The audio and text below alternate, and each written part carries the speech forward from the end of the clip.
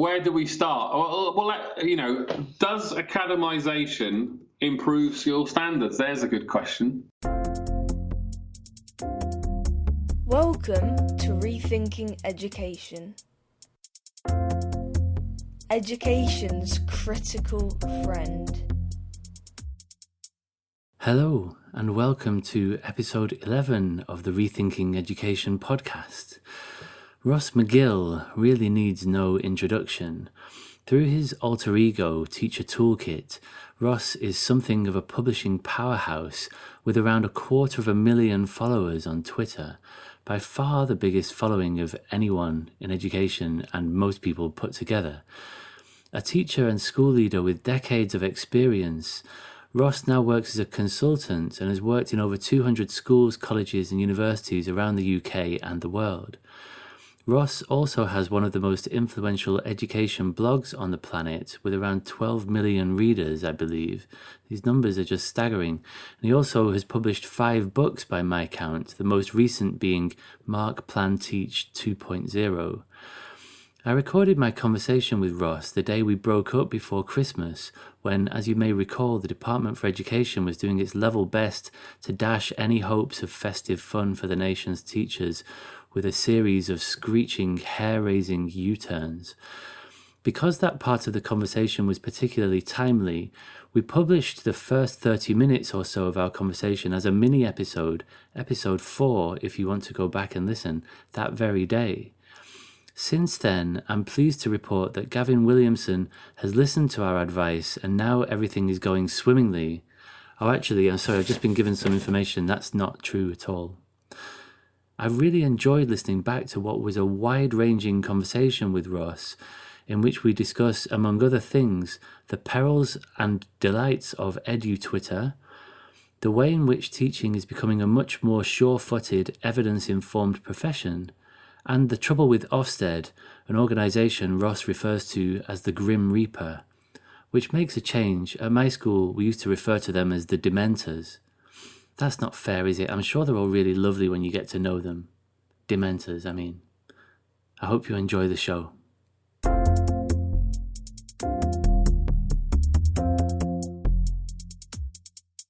Ross McGill, welcome back to the Rethinking Education podcast, following our chat about the chaos at the DFE about 3 minutes ago.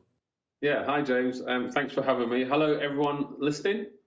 I want to start by asking you about the Teacher Toolkit and how this came to be. Recently, my follow account on Twitter tipped over into 5,000 and I was thrilled. And I had friends... Congratulations. Thank you. I had friends commenting to say they are genuinely jealous. I believe you... You probably only know 5 people. So I believe that you have, is it something like 240,000 followers or something? Well, that's if you're just looking at Twitter. But I think across all platforms, it's pushing 350 now, which is nuts. That is nuts, yeah. So I saw a few recent stats. The Teacher Toolkit website has been viewed over 11 or 12 million times. You've got a newsletter that goes out to 45,000 people. This is all astonishing. There are many astonishing statistics about this. Later on, I'll take you back to the beginning and ask you about sort of your own experience of childhood and so on, and your own experience of school, which is a really unique and fascinating story. But for now, I wonder whether you might just take us back to the beginning of the Teacher Toolkit phenomenon. How did all of this come about? Okay. I started my first job in senior leadership mid-2000s. And moved to a national challenge school in Wembley, kind of northwest London. And I'd been blogging since 2000, actually, but really, if you remember IDSL connections and you clicked a link, it would take a minute for the page to load. That's when I'd started blogging, but it was very rare and it was just more of a curiosity than anything else. When the Teacher Toolkit blog started, I kind of merged different platforms and blogging experiences to think, right, I want to write a blog about teaching. And my intention only ever was, when I started this new leadership job, to just maybe once a half term over the kind of holiday break, just write a little diary, nothing too complicated. about my thoughts or what I was doing, and that's all it was. So my old website, which you can still find today, I've wrote about 30 blogs over 2 or 3 years, largely unread. Well, it had 30,000 views, I think. My last one was about Michael Gove at the time, about 2010, but that's when it started. But it was very, a blog every 3 months, and it was pretty much is why we were talking about podcasts earlier. Everyone's podcasting now, but 10 years ago it was hard enough to find anyone doing it, and then it was quite cumbersome to be able to listen to it and use the technology. And blogging's the same. Everyone's doing it now. It's a lot easier for people. But I started in 2007 writing, as I've just described, and then I guess the catalyst was in 2011. I was expecting to be a dad, and the local authority school was transitioning to become an academy. It's called EduTrust at the time, so that's now EACT. And with all its financial irregularities and warnings and all those types of things, at the time, the school kind of hesitantly transitioned over to become an academy.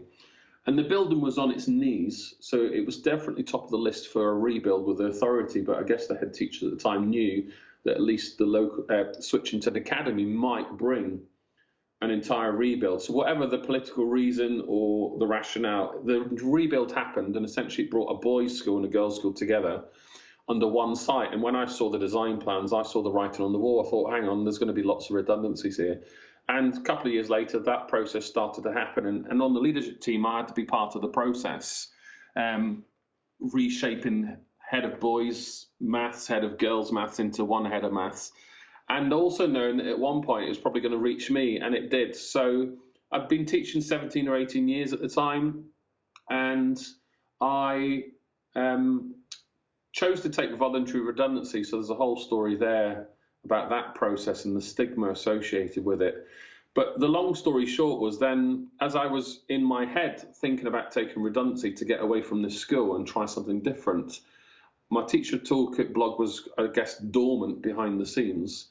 And then my son was born prematurely, quite a serious emergency story. So my wife was rushed to hospital in May of 2011, and we were sent to a hospital in Dover, William Harvey, I think it's called, in Ashford. So it's about 85 miles away from where we lived in North London.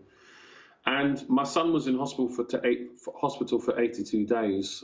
And, it was a life and death scenario, and it was exhausting. But essentially, I was on garden leave from that moment. So, ASCL were very supportive and brilliant to help me through that process. So essentially, I'd left a job that I didn't want to stay in. I kind of accepted voluntary redundancy. So whatever the payout was at the time, it allowed me to get through the next 3 to 6 months. But going back to your question, how did Teacher Toolkit start? I wrote a diary about my son's life or his decisions the doctors were making on a daily basis. And it was therapy. I was by his bedside 12 hours a day, driving 85 miles down, getting there at 9 o'clock, 12 hours later, driving home. It was exhausting. And the blog, I suppose, or at least my notes on the phone, I could go home, fiddle with it, put it on my Facebook page, and my whole family could see what was happening, because in that kind of stressful scenario, you had a lot of people wanting text messages night and day about what was happening in the hospitals with poor reception. It's just hard to communicate. So I thought the best thing to do was write a blog or write some notes on my phone, turn it into a blog, put it on my Facebook page. And that blog went viral. It had 250,000 views in a couple of months. And it renewed the thought process about writing, reflecting, sharing. But also what was interesting was the kind of community of the premature baby world started to send gifts, books. I started to be asked to go on the radio and television and all sorts. So it was a nice distraction when Freddie was healthier and we moved closer to home. But the kind of trying to make this a shorter story, when I was home with Freddie on oxygen, not in teaching for the first time in my life, having gone from sixth form to teacher training to then straight into the classroom again, I found it very strange on the 1st of September not to be in a school. So I started writing my blog. So essentially I wrote a blog for Freddie, and then I thought, right, I've got an old crap Teacher Toolkit blog. Let me just revamp it and update it and start writing there. So my first blog was dealing with redundancy or as a father, thinking as a father, as a teacher type stuff. So they're all on my site. And then, just sitting at home, living off my redundancy pay and kind of getting used to being a dad, dealing with a premature child, and all that's an interesting story in its own right. Because children of premature birth don't grow the same way as a normal child. They don't sleep the same way. So life as a new parent is very stressful and very different. And even getting a normal cold might take a couple of days for a child, but a premature child, it can take 2 or 3 weeks. So that impacts on your work. So, moving forward quickly, if you go back to school life as a premature parent, trying to take time off school to look after a sick child is incredibly difficult. So a lot of the premature policies in government have changed since. There's not a lot of guidance or funding to support premature children. But in that early kind of September 2011, I started to blog as Teacher Toolkit, and I looked at other people in the past. So I won a teaching awards, the teaching awards before it was on the telly, the traditional red carpet stuff that you get today. The teaching awards, I won the Guardian Award for Teacher of the Year in London in 2004. And the Guardian Teaching Network had started about 2010. And I knew a couple of the ladies who were in charge of the kind of platform or the kind of journalistic side of the Guardian. So I thought, well, it was called the Guardian Teacher of the Year Award. So I thought, well, let me just get in touch and email and say, can I just write for you and just create some content? And they bit my hand off. So I just started writing for the Guardian. And I guess with that kind of media platform, it gave me a bit more of a profile as well. And it started to just rekindle this love of teaching, but from a writing perspective. And I was doing that for a couple of months, and I was looking at job applications, thinking longer term, thinking that I might get back into school January 2012. But it happened earlier than I thought, and I ended up going to school in Tottenham. And the school really renewed my love for teaching, having gone through the kind of bitter period of academy transfer or kind of that kind of process of redundancy. And the dialogue shifted from, right, let's see how Ross is, to let's see if Ross wants to stay. So that was reassuring. But the interesting thing is I kind of did a sideways move in my leadership career. I was applying for deputy headships at the time, so I had to take a kind of sideways move to assistant head and about an £8,000 or £9,000 pay cut. But the school rekindled my teaching mojo, I suppose. But the key thing was I started to write more on my blog in this new job when I'd kind of re-established some teacher happiness. So dad, premature child was surviving, all sorts of, there was a lot of complicated other things going on, selling the house to try and pay debts and stuff from redundancy. But I really got into my blog in 2011-12 and started to write maybe once a week. And then it started, in blogging life there. And I think I had 10,000 followers at that time. So that was enormous back then. And I've never really understood why. I've got a lot of followers, but you have to work hard to share ideas. You have to, good ideas hopefully kind of filter to the top. And it's not a one-way channel. I like to talk to people online, at least people I don't know, try and make their life happier. And I hope that kind of digital impact, I guess that's where it is today.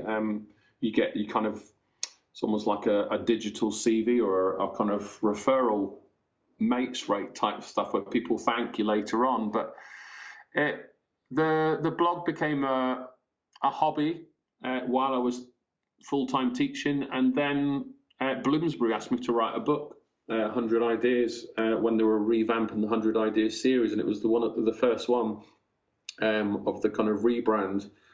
So I bit their arm off, and I got a terrible commission at the time, looking back. But it allowed me to clear a credit card debt, having gone through redundancy, and it paid. Well, we didn't go on holiday for 5 years because of the risks of premature travel and stuff. But it allowed us to kind of do a little holiday in the UK. I think we went to Scotland at the time. But that was really flattering to get some ideas published in print, and it kind of just, I guess, rubber stamped that I was doing the right thing in blogging, and teaching could give me a a second income, and having just lost my house to redundancy and a huge pay cut in teaching, having to take a step back as a result of the redundancy academisation process, so to speak, I thought, well, this is a good way to start feeding my family and survive. And, 10, 12 years later, I can survive outside the system by supporting it from my position inside rather than living in it. So that we can talk about that later. But that's, I guess, how it started. 2011, 10-ish time. Incredible. It's a really interesting story, and it seems like it grew out of a period of your life that just sounds like it was very, very sort of traumatic. There was this stuff with your son and redundancy and, financial worries, and it seems like there was a lot of sort of turmoil going on in the background, that this incredible thing somehow sort of grew out of this adversity that you're in. I mean, I was I'm trying to think. So the blog started in 2007, but the period that I'm talking about is 2010, 11. But I'd just met my wife. We were dating. I was in my early 30s. I was very fit, very happy. Good social life. A really, really good salary as a senior leader in London. And expecting to be a dad. Just got my first little 2-bed flat in London, which is no mean feat itself to get on the property ladder in London. And looking back, it was traumatic. No one prepares you for premature. When you're going to be a parent, no one thinks, oh, your child might be born premature, or your child might not make it to the end. Although we know the associated risks with pregnancy, that premature conversation rarely comes up. And I think there's a lot more work today about the kind of profile of premature birth. And I'm reminded of a brilliant educator, Professor Barry Carpenter, who you might know, that I've done a lot of work with over the years. He's done some amazing work with special needs and premature children. And I'm reminded of a brilliant thing that he said on my podcast about 6 months ago, that one day all head teachers or schools will be given an MRI scan of all our children.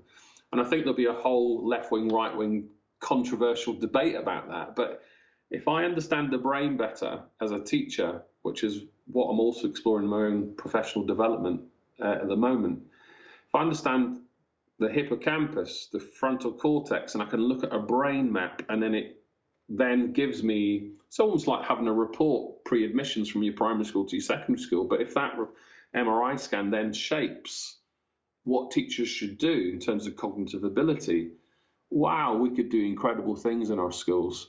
And I think back to my own son's development and his mates that were born premature, because you do build up a little friendship, a community of other parents that go through that experience. And we're still in touch with some of them today. But, every kind of scan, let's just check his brain, let's just check his balls, let's just check his heart. You're just waiting for them to say, oh, there's a valve missing, or, and then your life's different. And we saw other babies around us have, I don't know what is it a trachea, where you put tracheotomy? A tube down the throat to help them breathe and eat. Some kids aren't so lucky from their premature experience, but touch wood, my son's been really, there's one or two little things there, but on the grand scheme of things, he's done incredible. And he was born 1 pound 9 ounces. That's half a bag of sugar, goodness. 700 grams. And he was, I think, in terms of quintiles, he was 4th percentage quintile, the smallest. So someone's got to be small, right? But you realise I just want my kid to be normal. So most of us aspire to be the best or the greatest, but I just want my boy to be normal, and I think that's a good thing to settle for. It's a whole journey, that premature life in itself, and then how it influences you as a parent or also as a teacher is quite fascinating as well. Yeah, and so as I understand it, the running the website and alongside your consultancy is now your full-time job. But for a while, you went back to teaching, didn't you? Well, I went back for 6 years, 7 years. Looking back, it was that I just thought I was going to teach forever, and I'm not ruling out that I'll never go back. I absolutely love kids. I love the classroom, but I think for 15 years. I think back even earlier, maybe back to 2000, I was always, I guess, through love or circumstance. I absolutely love teaching. You could just ask my wife anything, any conversation in society, I'll turn it round to the classroom or the teaching. You know, that love of learning. Likewise. So I get criticised for that at home, but you know, I'm very passionate about education and skill on the whole. I forgot what we're talking about there, but You're going back to school. Yeah, I'm not ruling out not going back to it at all, but I'm having lots of fun right now. But also, my point was that I've been teaching other teachers since 2000, so that's just emerged into full-time teacher training because I was doing it as part of my job anyway in large secondary schools. You know, trying to manage 250 staff's a full-time job. Never mind your own teaching and everything else that comes in school. And then, you know, through the nature of the blog, you were starting to be asked to do things for other schools. So it was either in the evenings or half term or Saturdays. So I found myself, one, working night and day for other things as well as my own school life, and two, often doing a lot of things for love or for free and getting quite exhausted. And I guess the third point was I was turning down some amazing opportunities.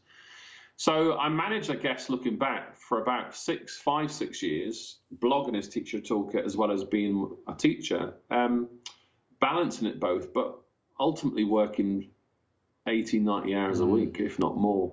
And you know, you can do it to a certain degree when you're young, but when you've got a family and you start to question your own performance in school as well as your contributions to home life, something's got to give. You can't do it all. But the blog's always been a push and pull between personal and professional and managing it all. And, you know, today it is, I'm surprised how much I can still sustain it all on my own with all the statistics. But I do know with a little bit of extra support and income, I could take it to another level. But I'm a bit shy having gone through all the accountability professionally to bring it all on myself. But, you know, I guess it's evolving naturally, you know, privacy policy, legal fees, data protection. I've got some accountability in other shape or form, and I have to be careful what I share on social media. You know, as you become an influencer, so to speak, you get a bit shy. As you get a larger audience, you become a bit more closed in about what you do want to share and what you don't, because, you know, having visited many schools now, you can just turn up to a school in the middle of nowhere and so turns around in the lunch queue that you're doing an inset for and says, oh, I saw you say something about this, or I saw you just installed this at your house or whatever else. So you never know what, you know, it's all of our use of social media, but it's got huge potential, but also we have to be a bit cautious of what we share personally and professionally. And, you know, and we can talk about the teacher standards. But on the whole, I'm enjoying it, and I'm not ruling out turning back to teaching in the future, but I'm having lots of fun. And I guess my impact on the teaching community is far wider than me just attached to one school, which was the case for a number of years before I left the classroom. So I guess now I can truly make sure that I can make a bigger difference to a lot more teachers doing it full time. Yeah, well, I think that you can from outside of the system. You know, I miss teaching a lot, and I think that I would go back to it, but I don't think I would go back full time, just because I'm at least as interested in the professional learning of teachers as I am in the learning of young people. And like you say, you can have this multiplier effect. If you can teach teachers some way of doing things, like this work I'm doing on implementation science at the moment, people are saying that this is really transforming the way that they think about school leadership, and that has this incredible multiplier effect across the system. And so I share many of your thoughts there. Okay, so let's take a pause, and as you know, with this podcast, I want to talk about rethinking education. You know, what do we want to see more of? What do we want to see less of? What challenges do we face? What solutions might there be on the horizon? But I always want to contextualize and situate these conversations within the context of people's lives, because you've got a very unique life story that led to you being who you became, you know, who you are today. And likewise, so does everybody else, right? And so I really want to sort of understand the story of each guest. So with that in mind, I would like to ask you to go back to the beginning and to think about your own childhood. And I know that you had quite an unusual, you moved around a lot as a child, didn't you? You talk a little bit about your own experience of school and later on your education later. So I went to 7, I think, from memory, at least 4 primary schools, 3 secondary schools. My mother and father worked in the social side of the Salvation Army, so that's homeless hostels, and they were essentially told where to work. So I grew up in Scotland, first 10, 11 years of my life. Went to a couple of schools in Kilbirnie, which is near Irvine, Glasgow side, and then a school in Dundee.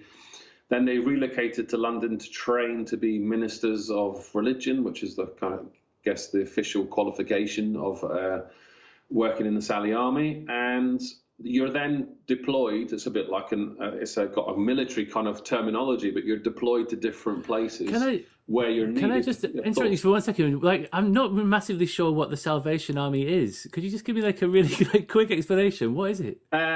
So it's a Christian organisation, Protestant. It was founded by William Booth back in the early 80s.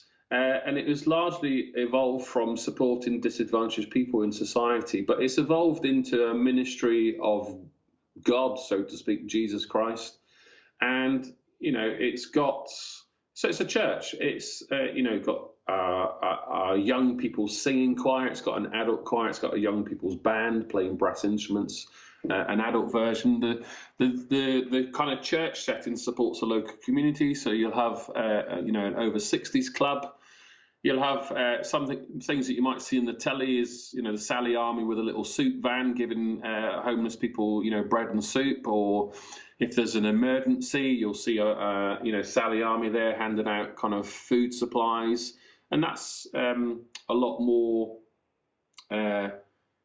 different organisations. You'll see that through, I'm thinking of kind of extreme the pandemic of recent times, but also, Grenville Tower and things. You'll often see multiple organisations, but the Sally Army is always there. So that's the kind of church ministry side and the things that they do in the local community.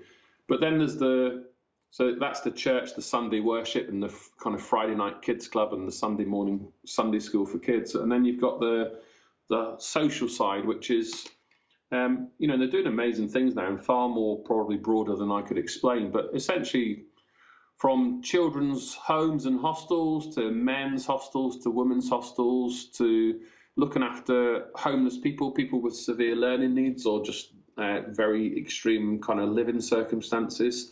My memories of kind of people that I would socialise with as a child would be from schizophrenics to drug addicts to alcoholics to young offenders, and probably a lot worse than I was ever aware of. Playing snooker after school or milking the goats, whatever it would be. My entire childhood was in that kind of hostile environment where there was in excess 50 people, if not in some cases maybe 300 or 400. And my mother and father were in charge of those settings, and they had a group of staff to manage. It was a bit like a school environment, I suppose, best way to describe it. And then the pupils, or I guess with the homeless people, and it was their job to look after them, to feed them, to give them a shelter, and to manage all the kind of social stuff, their kind of salary or their kind of money that they'll get from the government, to taking them out on day trips to Blackpool or wherever it would be, to let them have a bit of more of an experience. I guess the ultimate goal in that setting was to get them reintegrated back into society, with the local council supporting them for whatever it would be. So, yeah, the Salvation Army do amazing work. They do a lot of incredible things. I wouldn't say I was a religious advocate today. I think having had it, apologies, Mum, for listening, but having maybe had it hammered into me from a young age. I've now formed my own opinions of God, but it's given me a good ground, and it's very much part of my soul. Yeah, that's absolutely fascinating. So it sounds like you had this very rich and what would be in many ways an educational experience that was happening in your home life. Oh God, yeah. But there was also, the fact that you were moving around so much. What was the effect of that, would you say, on your learning within school? Yeah, well, I can only really evaluate it now as a teacher and as an adult, but I was incredibly shy. I was incredibly hard working, was the word I wanted to use, but probably I would I think rather than hard working, just wanted to do the right thing and not get in trouble. And I don't know how that came about. I've always been conscientious. I think about my other three brothers. I'm probably still of that personality, I suppose. I would come home and do my homework straight away so that I could relax and then watch the telly and do whatever I wanted without that pressure. And I'd even get my school uniform clothes ready for the next morning. It's just how I was. But the reality was I was very, very shy. Moving to different schools, you always had to get to know new teachers and make new friends. So going to 7 schools, given that you're in school for 11 years and you went to 7, there's not much opportunity for consolidation of any kind, I suppose, for curriculum, never mind friendships. So that's probably why I was quite shy and reserved. And even up to university, I'd probably say it took me quite a few years to get out of my shell.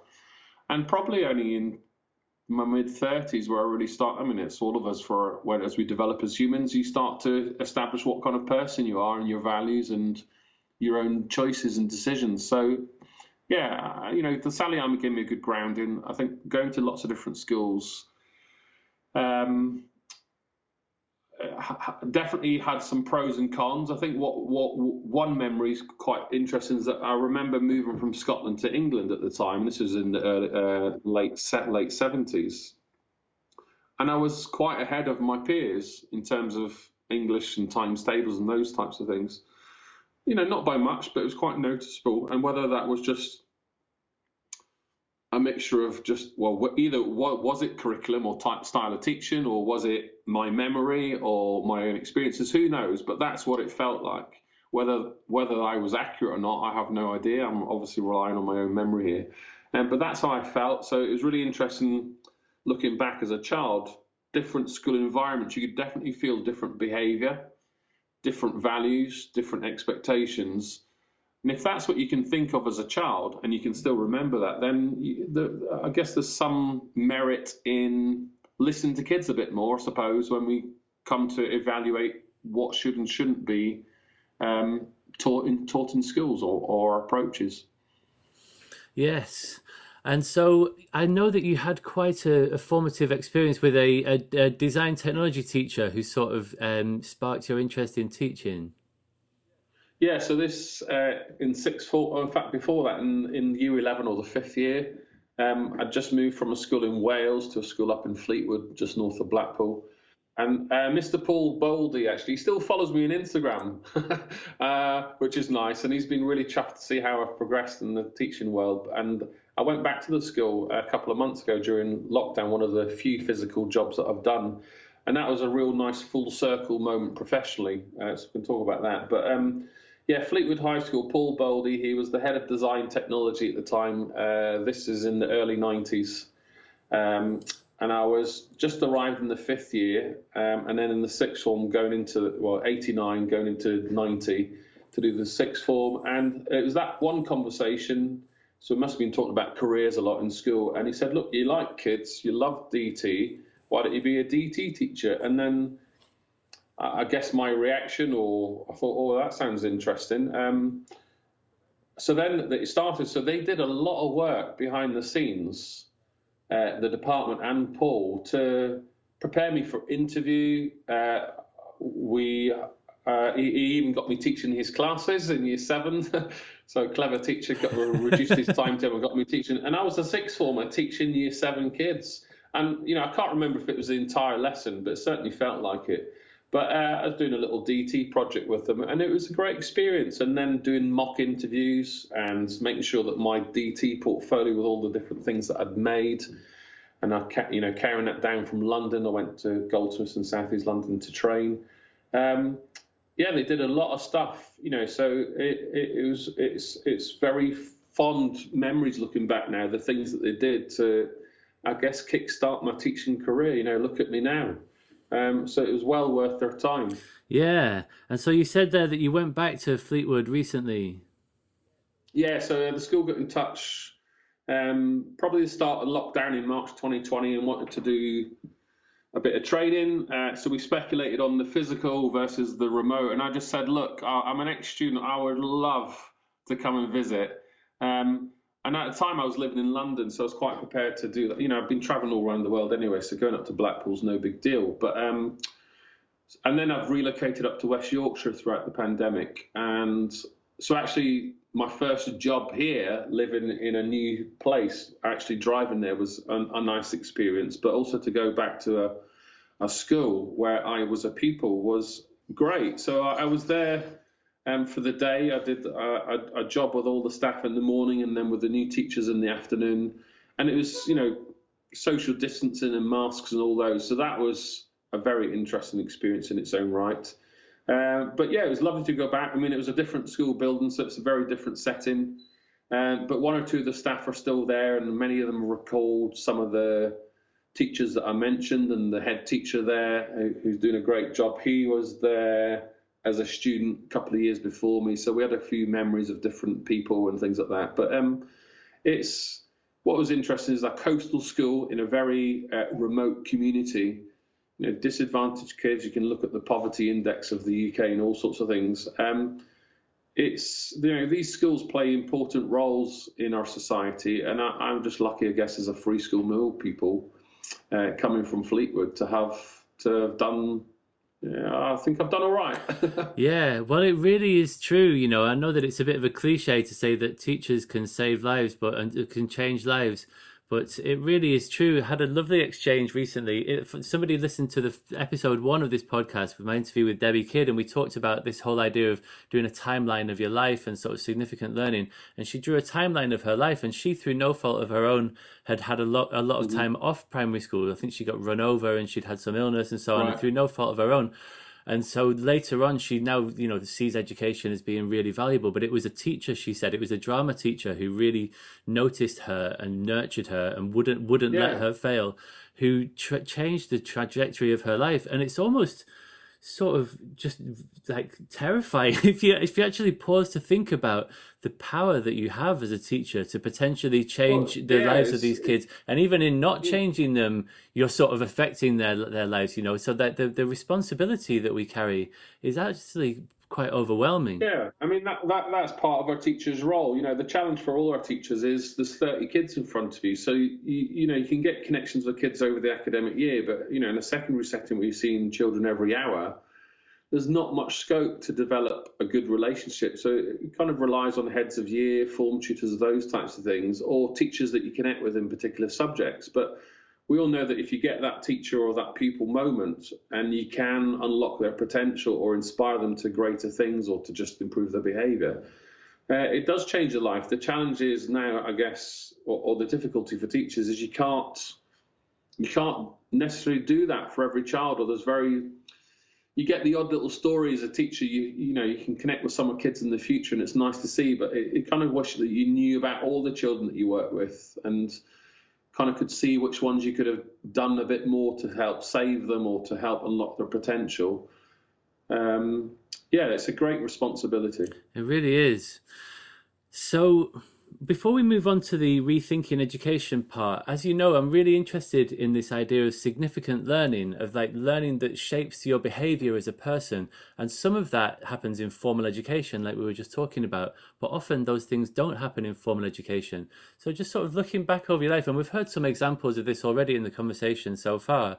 Are there any sort of moments that you think have really shaped you as a person? And if so, what are they?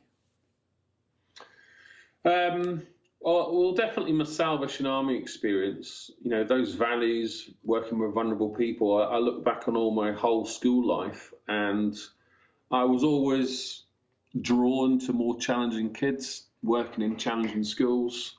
If I think back to any extreme scenarios in school, whether it was knife incidents or seeing some extreme violence or self-harm or whatever, I was always drawn to those events. Even as a teacher, never mind as a school leader, where you're out in the corridor quite a lot and you're picking up a lot of these issues.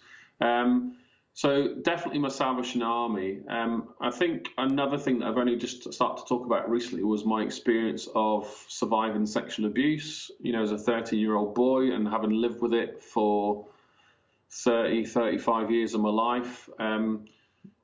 Obviously, the experience affected me, kind of my mental health for a long time, but not being able to process it, without any therapy, I suppose, or to articulate it, or to share it, or talk about it confidently, and to, I guess, raise the profile or to help people.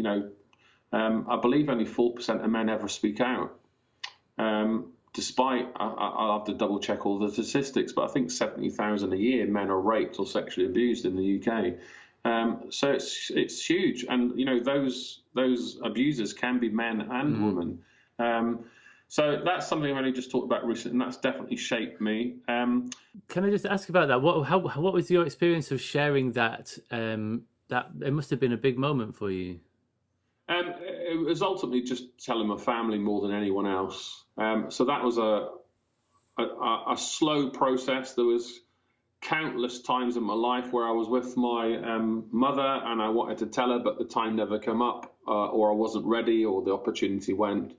But just a mixture of events recently. My dog's here behind me telling me she needs a wee.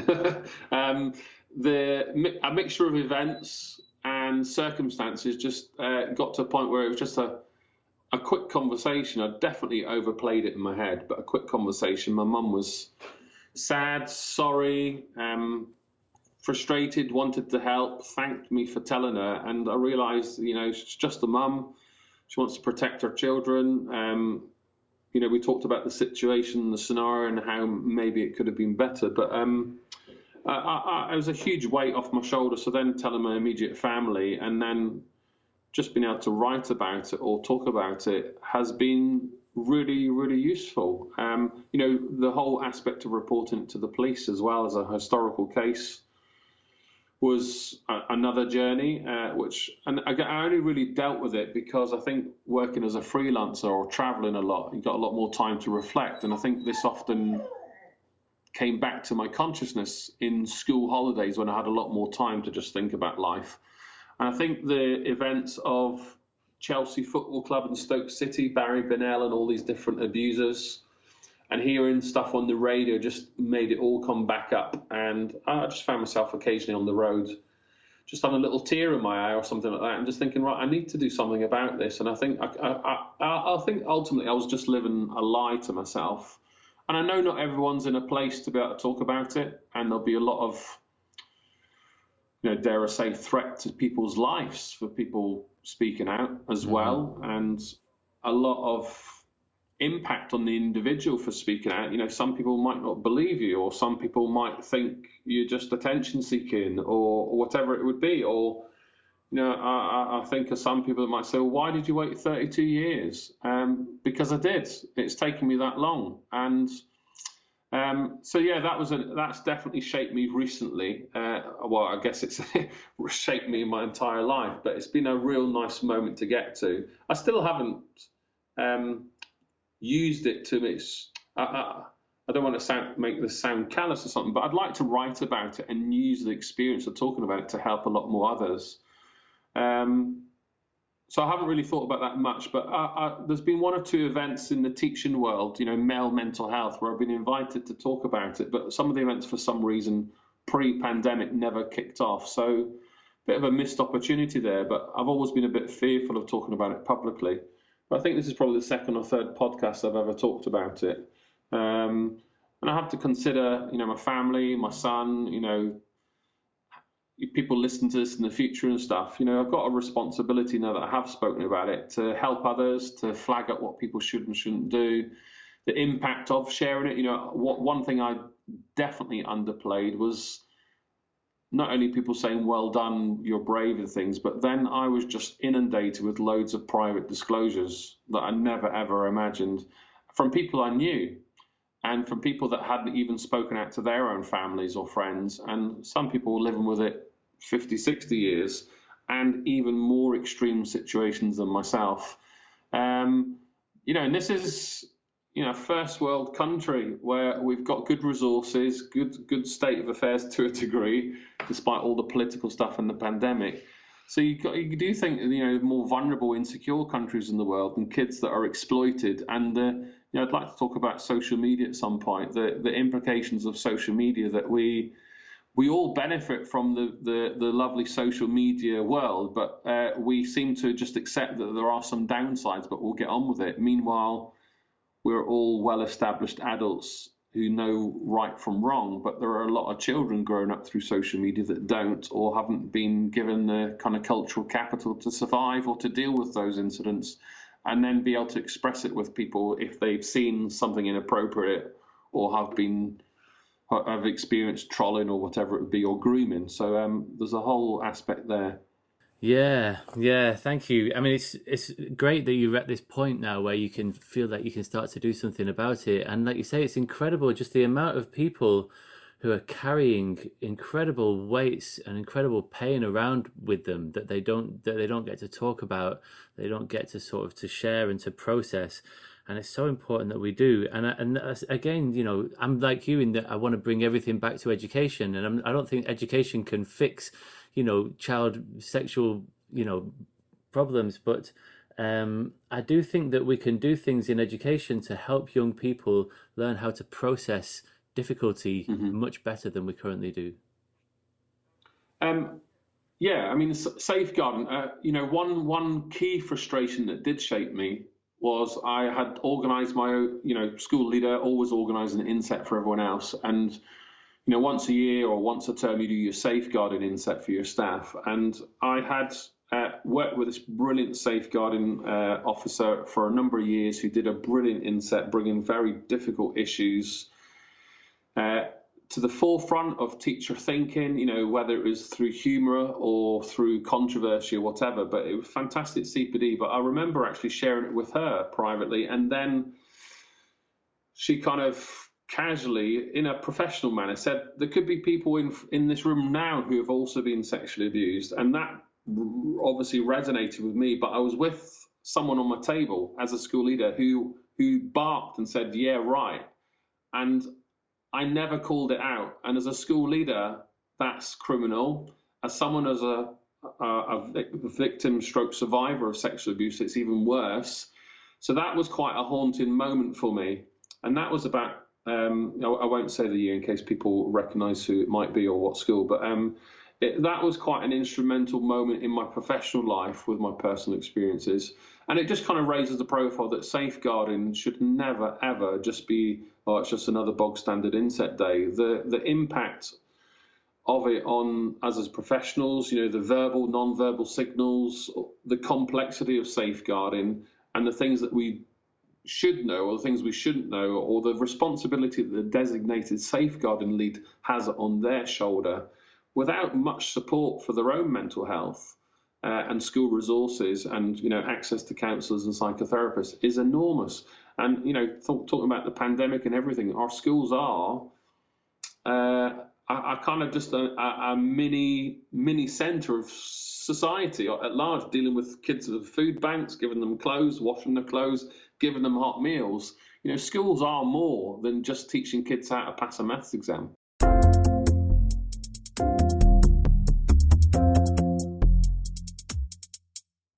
As well as just satisfying my unquenchable appetite for talking about education, I would really like for this podcast to be the catalyst for a wider conversation about education reform.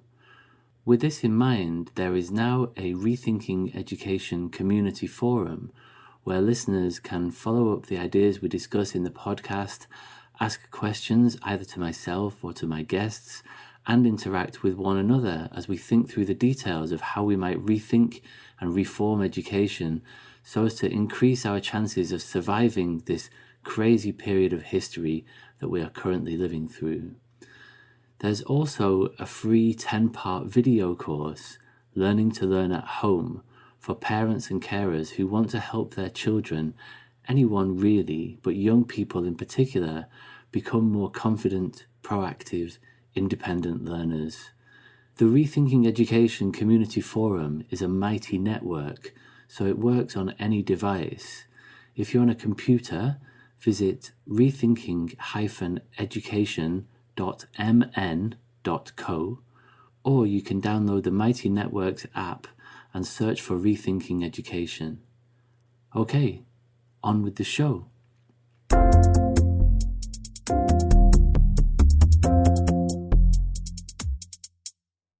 Okay, so we'll move now into thinking about education and what we might like to see more of or less of. And I know that you're keen to talk about Ofsted, and I think that that might be a good place to start because it crosses over between your own personal experiences that you've had with Ofsted. I think you've been inspected 9 times, is it in total? 9 or 10, perhaps, definitely Yeah, 9. you should get a loyalty card. Yeah. So let's start with that. Let's talk about some of your experiences with Ofsted before we move into thinking about education more widely. I just thought I grunted then. That's very rare occurrence to get that deep laughter out of me, a loyalty card. But I know. I firstly want to say we need Ofsted.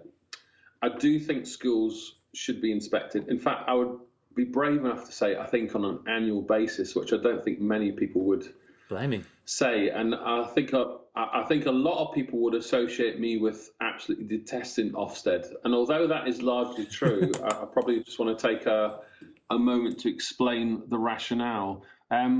Firstly, from a safeguarding perspective, we have schools in our system who have not been inspected for 15, 16 years. So I wouldn't want to send my child there. I don't know about you. And of course, this is not disrespecting our teachers in our profession. Our teachers do incredible work and often make kids safe and secure. But there is a 0.1% where you have extreme safeguarding issues, illegal schools, dare I say, abuse, where teachers cross the line and have relationships with children, etc. So in terms of an annual process, schools should be safeguarded on an annual basis. How that happens, I have no idea, whether it's through local authority services, hubs, or Ofsted. And you can do a lot, with the pandemic now through remote learning, there are certain things that Ofsted could do remotely, website checks, collecting documents, which is pretty much what they start to do when they start to raise the alarm bell that we're going to come and inspect your school. My own experiences, I've had some good Ofsteds, some horrific ones. I've had all the badges as a teacher and as a school leader, and I've pretty much done the same thing all the time. Obviously my content evolves, my strategies, my thinking, but the core basics of in the classroom, I teach this, kids do that, I make them do this, they do that. Outstanding or special measures, it's largely the demographics of your school. I know there's a lot more complicated things that go on, but the framework changes and the people that come to inspect your school are different personalities also. My particular beef, I suppose, is the reliability and validity of graded schools and then its impact on one-word objectives that get published to the general public. Parents outside of education, so not parent teachers, but general parents, have very little understanding of what goes on in a school. If I think back to the Ofsted survey, for example, they asked parents about quality of teaching, for example, as one of the key questions. They've never been in a classroom. So, it's taken me 25 years to get close to evaluating quality of teaching. How is a parent going to ever know that answer without having actually been in a classroom, other than just a grand tour of the school? So there's lots of things they could do better. And although I admire their recent escapades into the world of research and their recent connections with the profession, thanks to social media, there are a lot more things they could do to reduce the gaming of the system and the high stakes. And yes, they are doing lots of things, and a lot more people are reporting that it's a nice conversation and it's been a very supportive process. But those people only say that if they get a good or outstanding. And there are one or two stories where yes, it requires improvement, but Ofsted were very good. So we are getting to a better place. But if you choose to work in a particular school setting, the chances are it's much harder for you to achieve a good or outstanding grade. So whether that grade is reliable is another thing. But it's not a coincidence that if you work in a tough school, you're going to get a tough rating. So my provocation is, why choose to work in that school if it puts your career at risk? Because let's face it, head teachers will be chopped if they get inadequate in some schools, governing bodies, multi-academy trusts, especially with all the accountability rhetoric of schools today, that football manager syndrome. And you'll see a huge exodus of teachers. If your school's inadequate, whether it's the leadership fault or it's quite a shock to the system and it's going to impact in your own CV and your own teaching career, well, I'm off. So there's I've been spending a long time, particularly the last 4 or 5 years, researching Ofsted, publications, documents. Have they actually improved standards, or is it just goalpost shifting? What impact does it have on teacher headcount, admissions? Why do they not evaluate school funding? Of course, it would expose the disparity across the system, which is what the Department for Education don't want highlighted, which again questions the independence from government. Ofsted is an independent organisation, but we have to ask: are they doing more value, more good than harm, is the expression, and are they value for money? And what's your take on that currently? Well, they are working with less resources, less funding, less people. They're expected to do more. We've got more pupils in our system, more schools being built, and more teachers. So, sitting on the table with Anders Spielman, it's a harder job. And, I certainly couldn't do it, and I wouldn't want to. But I've certainly, as a taxpayer and as a teacher, I am entitled to have a say, as we all are. And, there'll be a lot of people that are quite happy with the current model. There'll be 1 or 2 people profiting from the current model. You just think back a number of years before they got rid of all the kind of third party. Was it Serco who did the additional inspector supplies? The people will be profiting from the outstanding badges, whether I'm printing the banner for your school gates or I get a gong from the Queen because I've got 12 schools that are outstanding.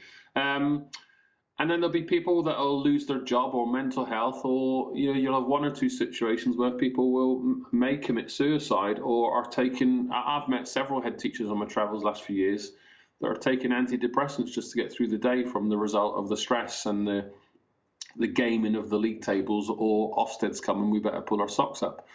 So we have to do better. I'm certainly not one that wants lower standards. I've never met a teacher that does want lower standards, actually. We all want high standards. We all know that Ofsted has a place and serves a purpose, but right now it's not.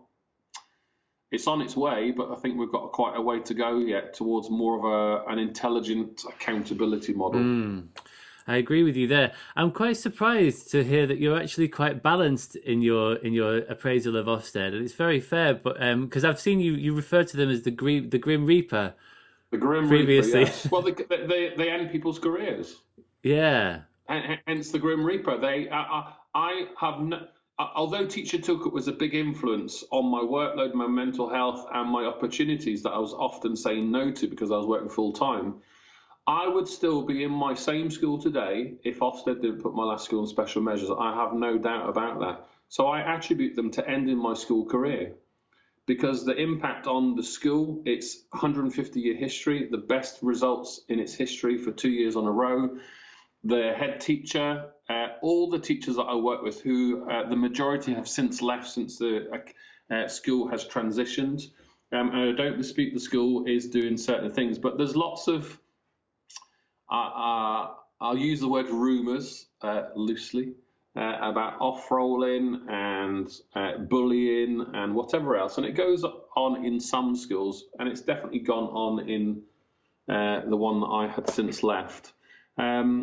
And that'll be hard to hear for 1 or 2 people, but that's the reality. Whether Ofsted did the right thing for our school, the jury's out, in my opinion. I've got lots of different bits of evidence and stories. I even went to such an extreme to request all the Freedom of Information papers of the entire inspection.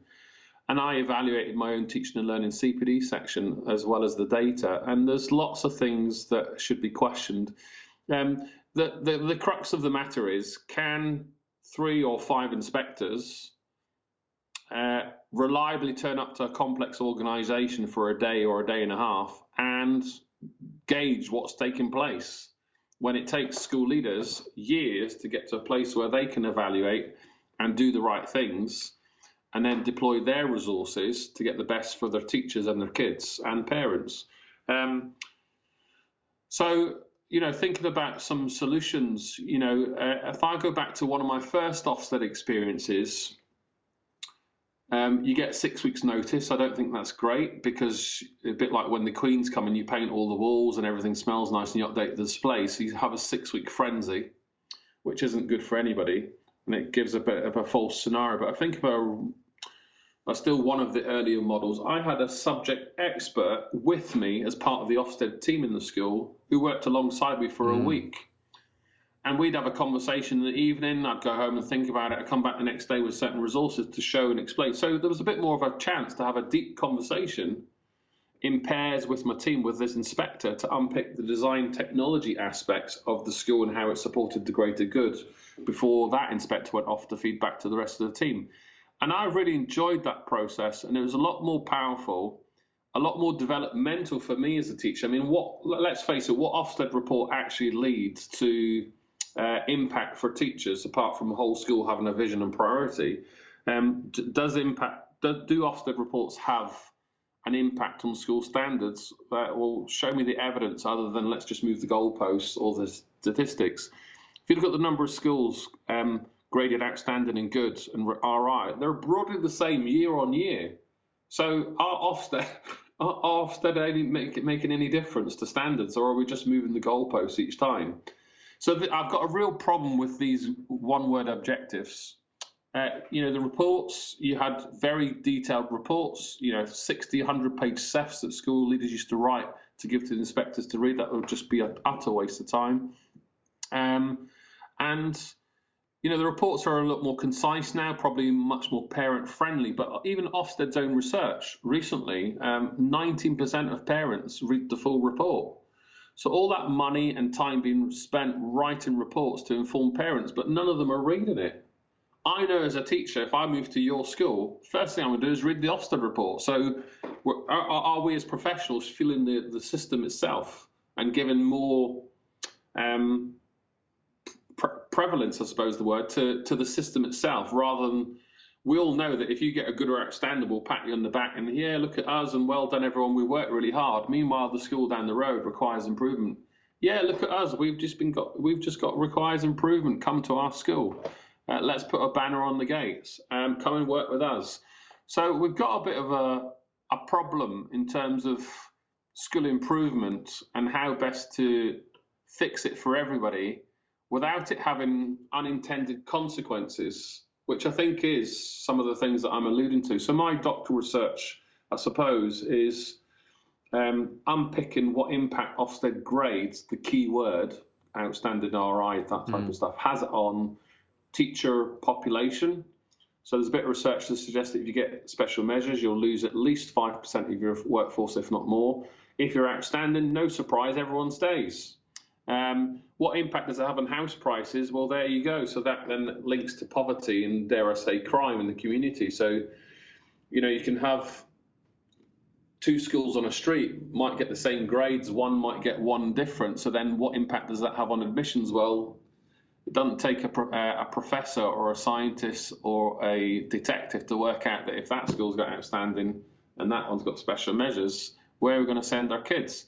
But you get the odd parent who might buck the trend and say, well, I know the school really well. I really believe in what they're trying to do. I'm really pleased with what they're doing with my child. I'll send my child there. So that does exist, which I guess quashes the notion that special measures are outstanding. What actually does that overall judgment have on teacher choices of schools? I believe every school's good. I believe all schools have hard-working teachers doing the right things with lots of complexities and variations. So I think the essence of it, I'd like to see the abolition of the graded terms. I could not agree more. The grading is really problematic, and it nearly always follows the data, doesn't it? Have you seen that? There's an incredible graph I've seen, which is like prior attainment, the kids' prior attainment before they join the school with their current attainment, and unsurprisingly, that's almost like a perfect positive correlation. And then they color code the dots on the graph according to what grade they got, and it's just like all the outstanding schools had high prior attainment. But I mean, it's almost funny, but like you, I've had each of the badges, and one of my colleagues in my department he was once observed twice within the same Ofsted inspection, and he got a 1 and a 4 in the same in the same inspection. Like, so which one is he then?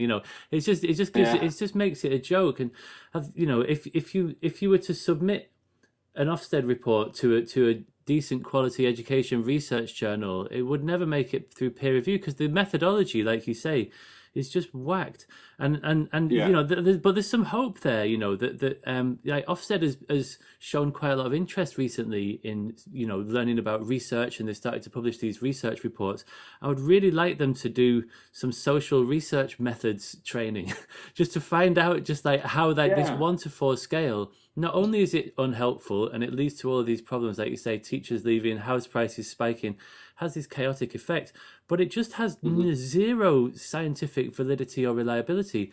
We've recently moved away from grading individual teachers, although to my understanding, I mean, in my experience at school that I was at, we got rid of the grades. Essentially, the school was still grading teachers. They just weren't telling the teacher what their grade was anymore. So they still had a sort of like a list. Well, I've been through all that journey, myself and a few others, particularly through social media. I'd say influential, instrumental in, I was one of the first few to get a round table at Ofsted, I suppose, 2013. And essentially we then recommunicated the teaching and learning overall grade that had filtered through to school leaders, where it then transferred to the observation form where I come and observe you. And I was measuring whole school teaching and learning now on the individual teacher, hence the grading of lessons. So long story short is we helped that get abolished. And the first thing I did as a deputy head in a new school was abolished it immediately in a school that was traditionally loved grading school teachers. And some of the teachers, particularly the outstanding ones, were quite happy with their grades, and it was all they ever knew. So taking that out from under their feet straight away was refreshing, really interesting to see the impact. A lot of teachers had, I guess, a freedom. Some used it as the opportunity never to pull their socks up. Some departments may observe more or observe less. There was a whole different range of things. So gradually we started to reintroduce a bit of a learning walk methodology, won't work well, even better if, but it was still a bit of a grade in some respects. I like this about your teaching. I wouldn't teach that in your lesson, teach it the way that I would recommend. So they're both very much unreliable models. So I've done a lot of work recently, a lot of thinking through Cambridge University and a bit with Mark Quinn at UCL, thinking about reducing observational bias to improve lesson observation reliability, but ultimately the observation having an impact on the teacher quality of their delivery. And I've got a really good model that I'm slowly sharing with schools that I'm quite proud of. And I do know that when I share it, it really is a eureka moment for the school leaders that I work with. And I think, the observation process should be shared more widely. So it's something I've just written about in my new book, trying to spread the word. We all suffer from bias. We all have cognitive dissonance. We can't all be subject experts of every subject. So when we're put in an inspector environment role or a school leader role, we're often going into lots of different subjects, trying to evaluate quality. But when we talk about learning, we have to say, well, learning what? Maths. What are we learning in maths? Equations. Okay. What type of equations? Quadratic equations. Okay. What do you want us to evaluate? How I pose questions. Okay, so at least we've got a bit more focus, then we can actually start to judge that in the lesson, rather than the default model for inspectors or school leaders is let's just do a learning walk and we'll look in a few books, talk to some kids, and we'll try and come up with a roundabout way of what we think is happening, and we'll use some cliches or some roundabout statements to say that's great and that's not so great, when actually the detail and accuracy is lacking substantially. Yes, yeah, absolutely. So there's some solutions here. So you were talking about having smaller scale, local level, developmental, more regular, like annual sort of things, even if that's only with to keep a finger on the pulse of safeguarding. You're talking about some more proactive, approaches to observation and getting rid of the grades. That all seems like it's actually quite doable. It is, but it's not doable at the moment because Ofsted don't have enough HMI, first of all. They rely on 70% of the school leadership workforce to conduct the inspections. So if I sign up for that, yes, I'm supporting the profession. Yes, I'm learning from the profession, but I am also benefiting my own school. And then if you think about how those inspectors are selected, if I'm a great head teacher, I've been doing it 20 years, but I choose to work in that tough school that's labelled RI, I can't be an inspector. So already there's a kind of a split between the profession that you're good, but you're not good because you work in that type of school that's labelled RI. If you dig into some Ofsted data, you'll see that often leadership is stronger in tougher schools labelled RI compared to other tougher schools that might be labelled good or outstanding. So you need good leadership to turn around these schools. And there's tons of research. Honestly, James, I've read so much about, turning around failing schools, the methodology, the reliability, the impact, the long-term impact on standards. It's severely lacking, and it's up for grabs. It's just, we've got so many things to discuss in education and so many priorities, never mind given the pandemic, that Ofsted just gets away with tweaking at the sidelines rather than kind of instrumental radical reform that's going to make a big difference for parents, for kids. That, it's my belief that I think Ofsted grades widen inequality rather than what it hopes to do is narrow it. And I think we need to do more. So I think the peer model, more funding for Ofsted to allow more people to inspect. I think giving all schools in different networks, whether it's through multi-academy trusts or regional or through kind of local, I think more opportunity for schools to come together to share best practice and reward schools for collaborating rather than for competing. Can we get to a place where schools are rewarded for reduction in exclusions, where the school's rewarded for completion rate rather than we've off-rolled 22 kids, but they've all got grade A's or grade 9s, rather than, well, we've kept all these kids throughout their entire school life. They might not all have got grade 9s, but they've all completed school and they've all accessed the curriculum. And, whether we look at data over 3 years so we get an average rather than we get this once a year league table stuff, and then every year we get the bell curve model working with schools ranked and filed with one another each time. And then every year we go, yeah, we got the best results ever. Oh, well, we won't say anything on social media this year because we didn't get the best results ever, but next year we might, and then we'll say it. And so, it's kind of like we're sticking two fingers up to one another. Well, I got good or outstanding, and you didn't, so, sod you, but next year you might be lucky. Yeah. So it's a brutal analogy, I know, and there's a lot more. I could talk about more solutions, but I think it needs to change. And I know I'm not alone, but I also know on the other side there are a lot of people that love the grades and want to keep them because it's what they're used to or what they believe parents want. Yeah, you always get people, annoyingly, who disagree with you, don't you? It's a very frustrating feature of life. I would definitely like to see increase the metrics, like you say. Start to look at other things. Start to look at off-rolling. Start to look at mental health and bullying and so on. That would be really welcome. And it's so obvious that the marketization of education, in an increasingly deregulated market, which is what happened with the Academies Trust and the getting rid of local authorities, obviously people are going to start cutting corners and gaming the system. That's what happens in an unregulated marketplace. Like, who could have predicted that would happen? So exactly.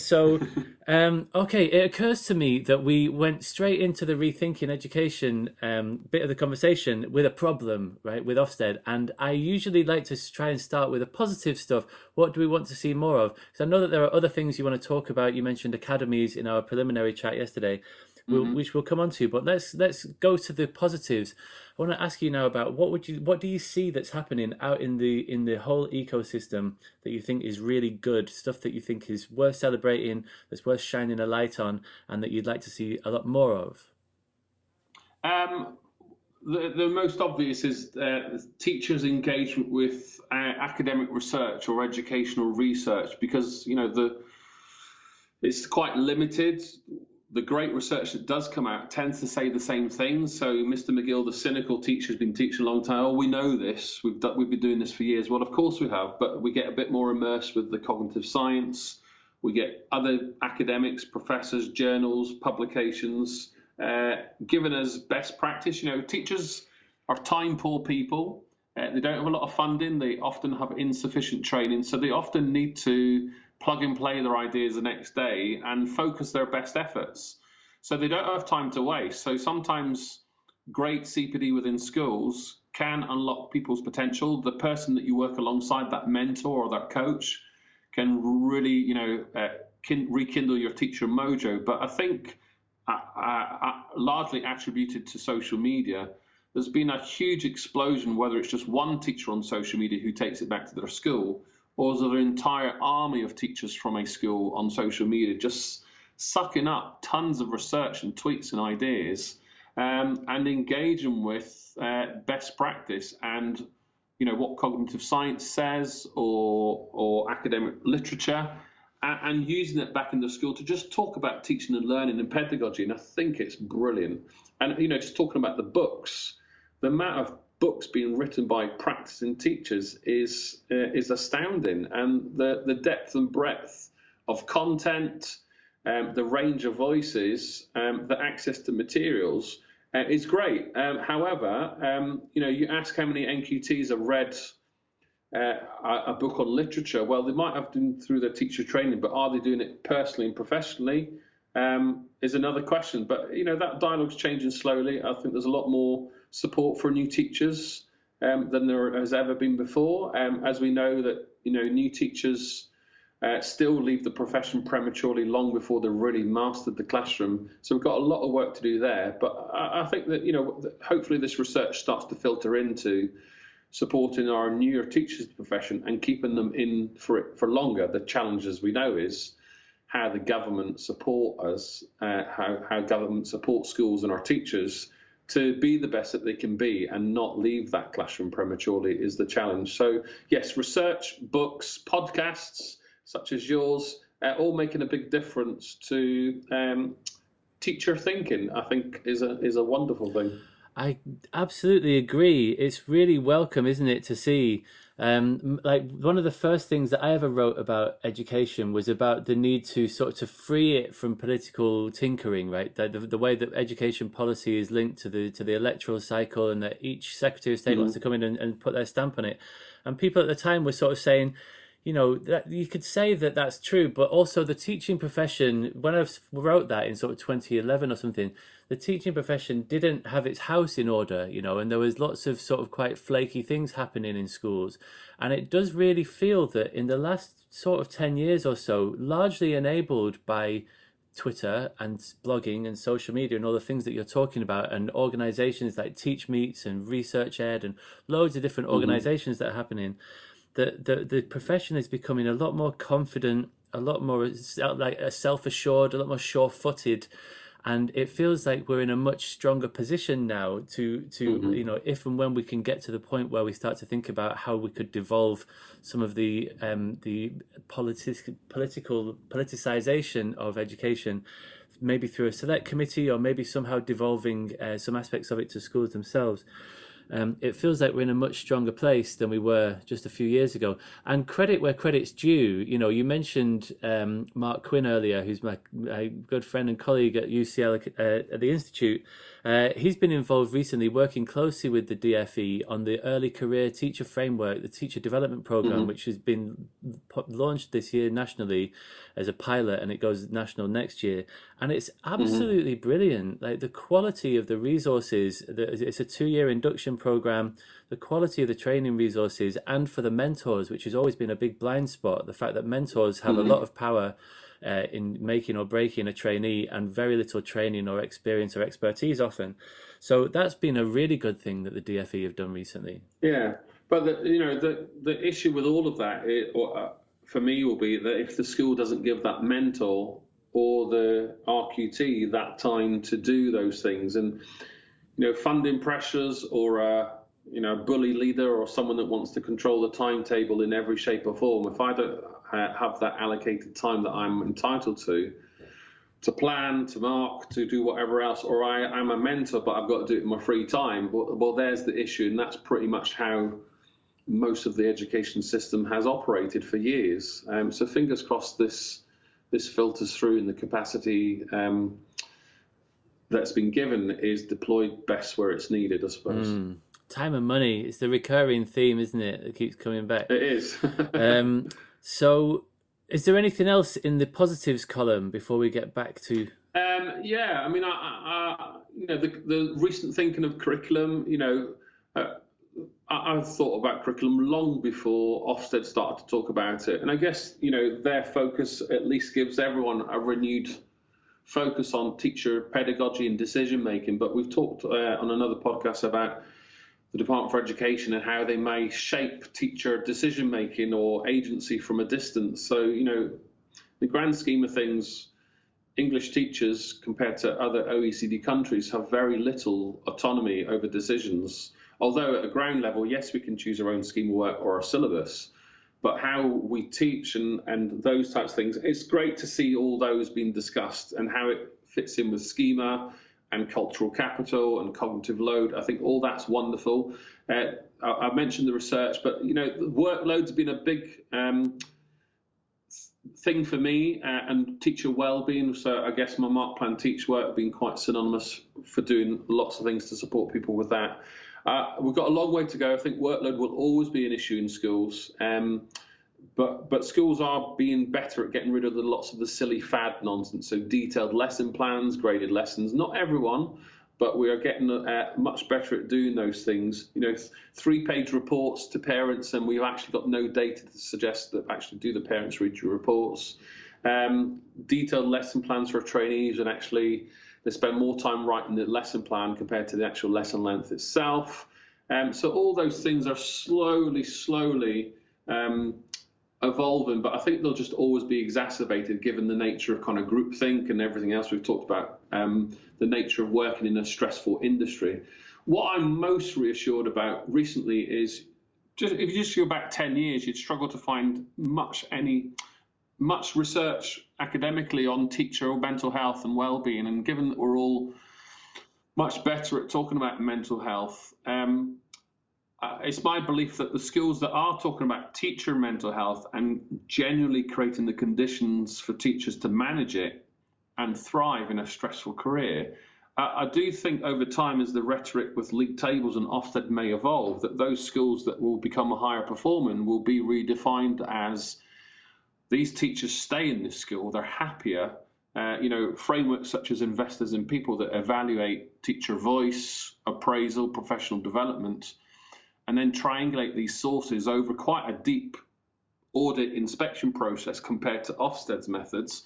You're going to start to see schools that I think in the future, we know that schools that have happier teachers get better outcomes for their teachers as well as the kids. So, provocation to all of us who support schools as the governor or as a school leader, create the conditions where teachers can thrive and not survive but thrive, and be happier and be aware of their own workload and how to deal with it, rather than your kind of quick fixes that kind of disappear, and if another leadership team comes in, it all starts again, those types of things.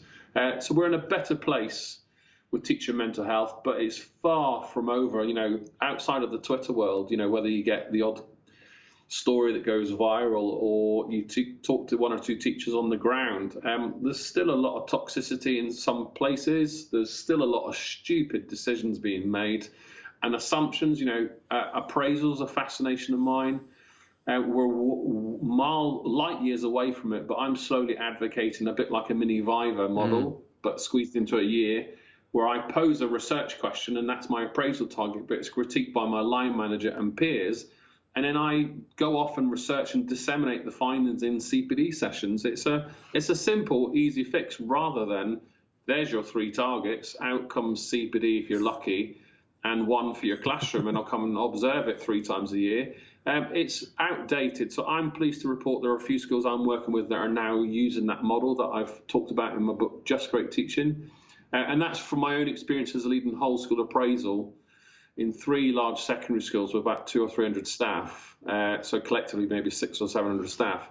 and never ever really getting it right. I can create spreadsheets and monitor everyone's targets and then put it on a spreadsheet of who's filled in the targets. But what impact does it have on teacher professionalism? Well, there, no one knows. So if I could research my own question, inquiry, mini viva, critiqued over the year, and I get excited about appraisal rather than, oh, bloody hell, I've got to upload my targets because Ross is going to check next week and I'll be lucky if I get a pay decision. We need to move away from that model, but that's, marketization, academization, competition. Teaching's a sharing, relationship-based profession, and we need to do our best efforts to get it back to being like that. Yeah, absolutely. Because children aren't widgets, are they? They're not widgets. They're no. little complicated people, and like marketization of the school system is just the wrong model. Performance related pay, like you say, like it encourages people to stop sharing resources. It's just totally wrong-headed. And I really appreciate all of the work that you've done in this area over the years. And I know that you've been, very keen on, trying to reduce teacher workload, which is one of the number one, reasons for teachers struggling and to leave the profession, as so many do. And one of the first things that I came across of yours was the 5-minute lesson plan, which was I loved it, and I still do. It absolutely changed my my teaching practice, to help me just to think very clearly about what it was that I was trying to do. There's a story about that not a lot of people know, but do you know John Bailey, the original teacher's behaviour guru? No. Oh, the guy who was on Teachers TV. Teachers TV, TV, okay. So we're going back to a certain era. So he's a bit like the UK version of Bill Rogers. So John Bailey, who I've known fondly for 15, 20 years, part of my own teacher training, and Catherine Birbal Singh, who I'm sure you'll know, they both came together and created the 5-minute plan. And working with John, he brought it to me and left it on my table. And I played around with my own classroom for years, thought this is great. And then just using my own thinking and my use of technology, I thought, in fact, actually, I tweeted it before an Ofsted inspection. I've just scribbled this 5-minute lesson plan for an Ofsted inspector, and I used the word viral, but it was really seen and heard on Twitter at the time. This is 2013, when you had to give detailed lesson plans to your inspectors. And this is me. I'd seen this resource for about 5 or 6 years at the time. So this is when it started to be shared by me on my channel, and then it started to literally be sucked up everywhere. So last time I checked on the TES and on my website, it's probably pushing 2 million downloads, which is crazy. So for every pound, but it's been wonderful to see it be used and adapted by loads of people all around the world. To still hear stories from people like yourself or an experienced teacher who nearly left the profession. He turned around the lunch queue and said to me, "Your 5-minute lesson plan stopped me leaving the profession." Wow. To millions of NQTs that have used it as they've moved away from the detailed planning that their institute tells them to use or their school to then more of a autonomous free thinking model in their own classrooms. It's been such a powerful tool to unlock teacher potential and thinking for classroom planning, and it's evolved into all aspects of school life now. So I think I've got about 40 of them now: assessment, questioning, an Ofsted plan. There's an Ofsted plan there as well. When the phone rings, what to go through when you're talking about the Ofsted inspection with an inspector that's knocking on your door. So there's about 40 incarnations of the 5-minute plan. All it is putting complex aspects of school life into a 5-minute thought process that you scribble on. To just kind of help that cognitive load, and they've been really popular. So they're all on my site, and saying it out loud, I probably should do more to kind of share those because they just lurk on my site, and I don't really do much about spreading them anymore. But the 5-minute lesson plan is a well-oiled machine. The vast majority of the Twitter world are familiar with it, but there's a lot of new teachers in the profession who join the profession who aren't. So once or twice a term, I just tweet it out just to kind of make sure that people see it. And I've seen loads of people use it for interviews and get jobs and all sorts. So it's a great, great tool, but inspired by Birbal Singh and Bailey, I suppose. Two great educational thinkers of our time. Yes, indeed. That is news to me. Thank you. And just while we're in positives, I think that we mentioned Mark Quinn earlier. I think it would be good to talk about the verbal feedback project that you did with him while we're talking about workload. Yeah, so again, going back, workload and Ofsted bias, and my life as a deputy head, walking around school into loads of different subjects I didn't really understand, trying to impose a teaching and learning policy, feedback marking, all the nonsense about verbal feedback stamps and the lack of research and what have you.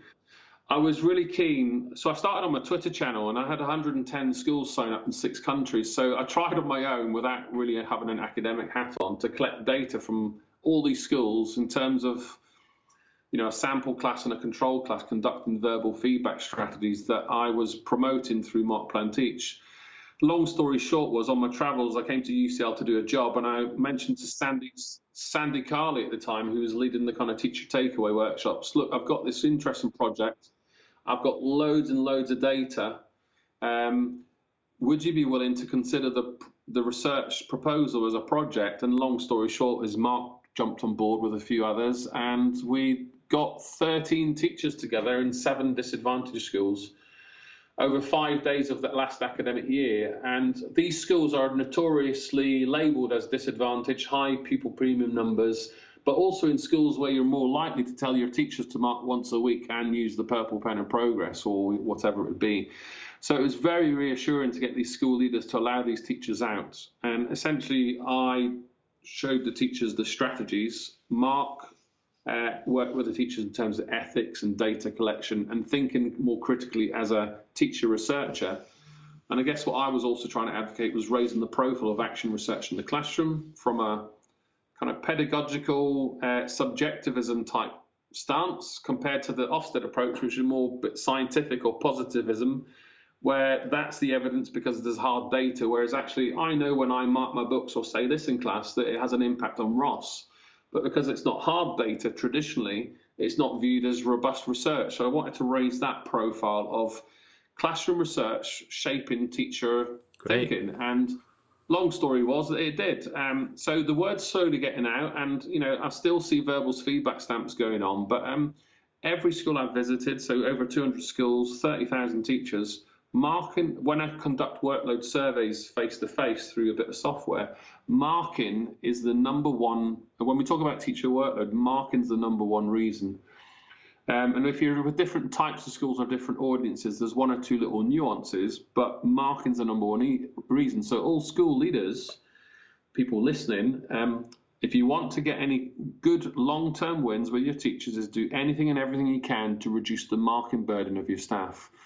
So I've been reassured to see how the report, once it's been published, has gone out to different schools, and the teachers involved are also advocating the research and its methods.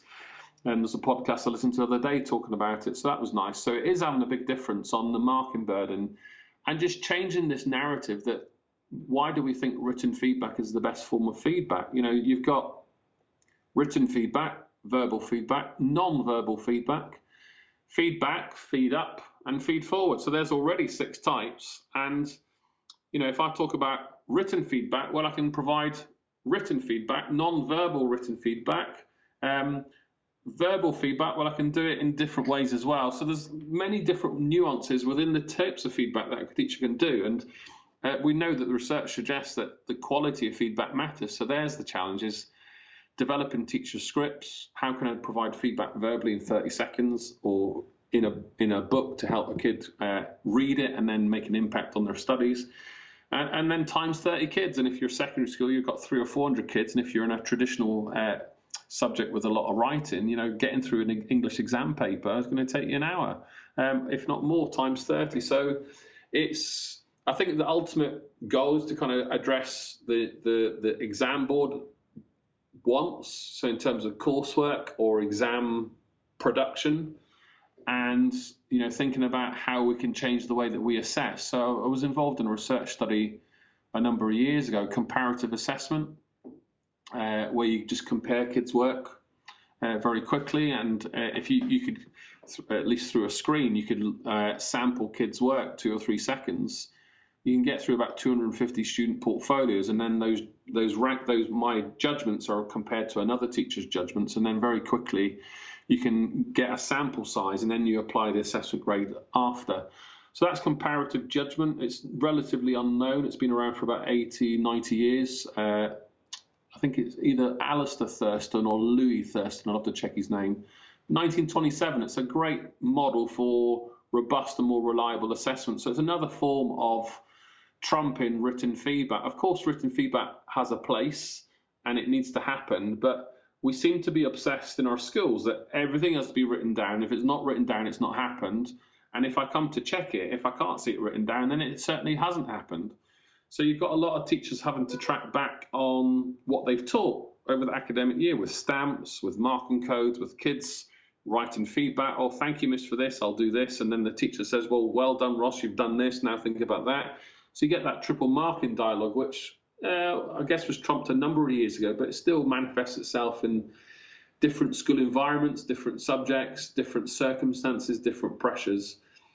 Whether it's always going to be around, I suspect so, because it's just the nature of the profession. And if I join the profession as an inexperienced new teacher, I've got still a lot to learn. So whether I get exposed to research or some good training, it is a hit and miss. So we need to get to a place where, as we've developed the teacher standards, some of these workload myths and strategies are immersed through the teacher standards so that everyone gets off to a really good start, rather than spending the first 5-10 years of their career making countless mistakes and learning along the way because they've been so consumed with mastering the classroom that they haven't really got off to a good place in the first. They haven't got off to a good start from the beginning because they've been so consumed with just trying to do the mechanics of their job. Yes. I mean, I think it's marking for accountability, isn't it? And I think that the verbal feedback stamp is probably the ultimate example of that, where teachers are required to put a stamp in the book to show that they've had a non-written communication. And I was appalled. There was a Teacher Tap did a poll on this last week, and they was like, how many of you are required to do this? And from memory, I think it was 45%. Which is shocking, absolutely, yeah. And they get. It's more. I believe it's more prevalent in primary than secondary. Yeah, and so to come back to the verbal feedback study that you did with Mark, just very briefly, I know that it can take a little while. We probably don't need to go into it now, but it takes a little bit of getting used to, sort of thinking through what verbal feedback looks like in the classroom.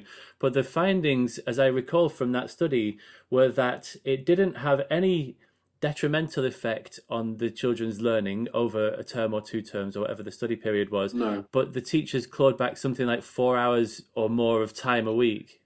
Yeah, so what they reported was they spend less time traditionally marking and then use that time to plan better lessons. And as a result, they could meet the needs of their children better. And as a result, it improves kids' excellence, behaviour, punctuality, participation in class, reward points on Sims, low exclusions. There was a whole raft of data that came through. So the critique of the research was, how do I evidence verbal feedback? Well, there's my point. Let's define outcomes. Is it punctuality, attendance, or exclusions? And then let's see what an impact it has when teachers spend more time. I think if we replace the word feedback and put assessment, verbal assessment, which is what teachers do on the feet every day, asking questions, providing a bit of feedback data, whether it's written verbally or through a visualizer or through non-verbal cues such as pointing over there, look at this display. When we start to reliably evaluate these and have comparisons from data from different classes and different points of the year, we can start to see if we consciously do certain methods outside of the traditional form of written marking, we can actually provide a huge body of research evidence to say, well, actually, God, the kids are participating in class a lot more. I feel happier. They're getting more reward points. They're turning up to class quicker on time. There's your evidence, rather than, there's the stamp in the book. Look, I did talk to my kids. I do talk to my kids in class, believe me. So it's just trumping that and giving teachers an alternative. And if you go on, Google Scholar, I know, is a limited platform for searching academic references, but it's at least a good place to start. So if you type verbal feedback, what impact does it have on outcomes and what have you, or then add in search terms such as subjects, you'll struggle to find any evidence. So I knew, going back to that subjectivism versus positivism, I knew when I was a teacher, when I talked to kids in class, it made a difference. Having to then write it down was a huge impact on my workload. So I wanted to get some academic research to show the kind of positive Ofsted type spectrum that, look, here's the data. When I talk to kids, it does make a difference. So getting those 13 teachers to think critically, to develop their skills, to then help co-publish with Mark a teacher-friendly piece of academic research, although it wasn't a huge study. It's a good starting point for the profession, and it has made a difference to those I know who have taken part of it, and also the schools that they work with, and the ripple effect of other people reading it on social media. So schools as far away overseas that I've been working with have really thought about it. The schools that I've worked with remotely through lockdown, it's been part of my work that I've been sharing there. So it gives people a bit of evidence to consider that actually not everything does need to be written down. So let's read it, consider it, take the bits that we think will be useful for our context, and see if we can support teacher mental health in that workload rather than perpetuate the bias again, which then is validated by visiting inspectors. Because if you write in your policy, you will stamp books and do this marking code, and that's in your policy, then Ofsted will come in and test it through your leadership and management. If you want your teachers to do X, well, let's go and see if it's actually happening. If it's not happening in James's classroom, then it's not consistent. And if it's not consistent, then leadership and management is not robust and strong enough. So therefore, you have a problem with leadership and management as well as your teaching and learning. So all the schools that I've visited, that accountability and I guess teacher agency versus autonomy, not one school I've been to can say that their teaching and learning is consistent across the board. So why? Well, you can't get all teachers doing the same thing, and it's certainly very difficult to evaluate it all when we go into classrooms with such broad observation sheets. We have to narrow, well, quadratic equations, year 8 maths lesson, comparison class to this sample class, at this particular time when a teacher asks an open question versus a closed question, let's evaluate that and let's see what impact it has on behaviour, attendance or standards. And then we can start to really home in. But teachers don't have time to do those things, and certainly Ofsted inspectors don't also. And that's part of the problem with our profession. So all these kind of assumptions and myths just fuel all these silly ideas. Absolutely, and I think that it's a really good example. This stuff that you're talking about reducing teacher workload, and that can happen at the level of the school leader or at the level of the classroom teacher. That we actually are sometimes a lot more powerful than we think in terms of the way that we can, make decisions that shape our lives and that shape the lives of the children that we're teaching. I think it's a lovely example of that. So thank you for sharing that. That's great. That's all right. Verbal Feedback Project, everybody. Check it out. Yeah, I'll share the report in the show notes. But it's a great example of something that we can do to just make a positive difference.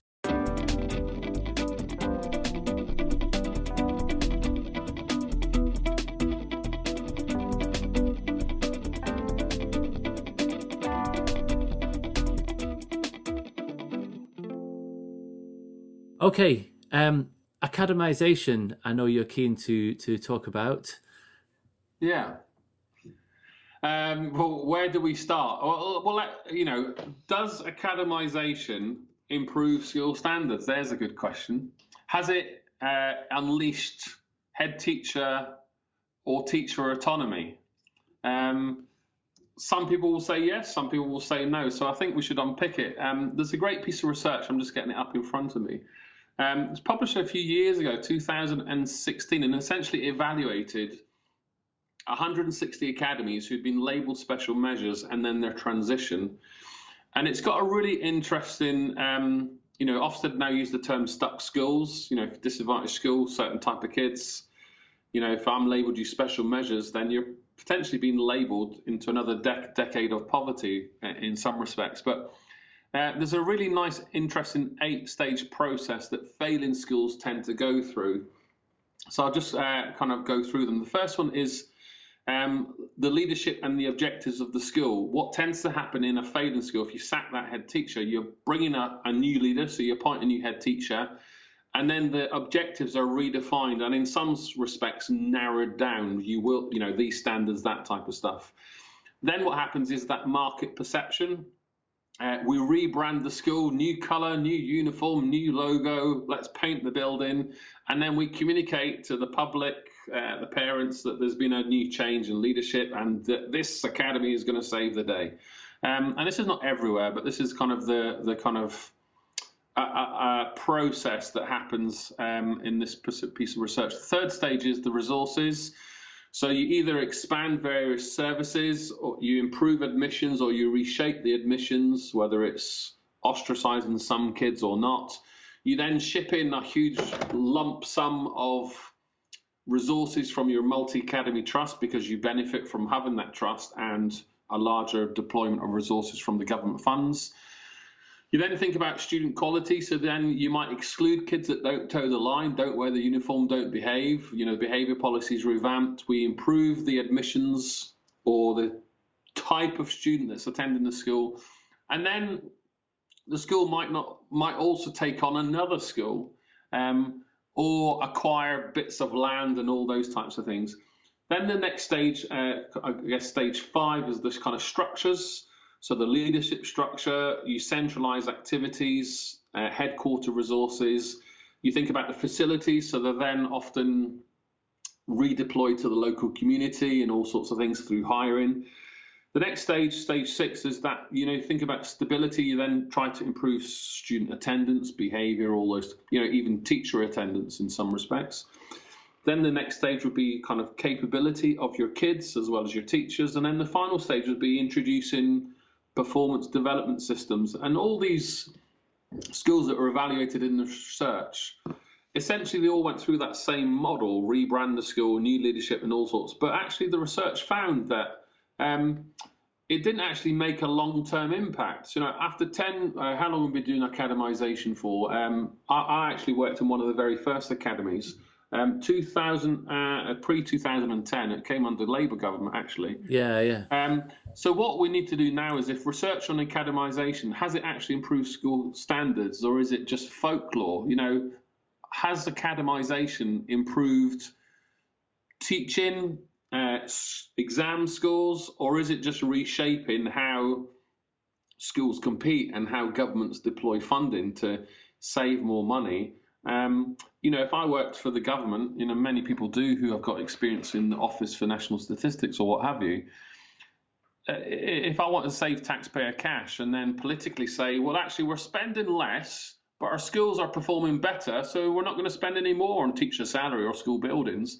That sounds great to some people in the public. So why should we spend more if it doesn't make a difference when we can actually spend less and actually standards are rising? You've got a crowded curriculum right now. You've got teachers on a kind of austerity type salary for the last 10 years, as well as schools. And if you're thinking about the PISA rankings and you believe in all that methodology, well, the likes of McGill will say, well, actually, we're getting even better reading and maths and science scores than we've ever had before. So we should carry on with our methods and our policies because they're working and we're spending less. So I think when we unpick the academization, what's really happening is, putting it simply, I suppose, are we trying to deprofessionalize the role of a teacher to more of an unqualified professional that anyone can do it? Or is it someone that has a deep affinity with children and learning and their subject and can unlock a child's potential to their future career, or transform a child that's got potentially a damaged background into a huge potential to be the next prime minister and what have you, all the things that we can do in our schools. I believe the classroom is a very complex place. It takes a real expert to understand what goes on inside a kid's head, to get stuff in and help them retrieve it. Our understanding of memory, that is something that takes a lifetime to learn and master.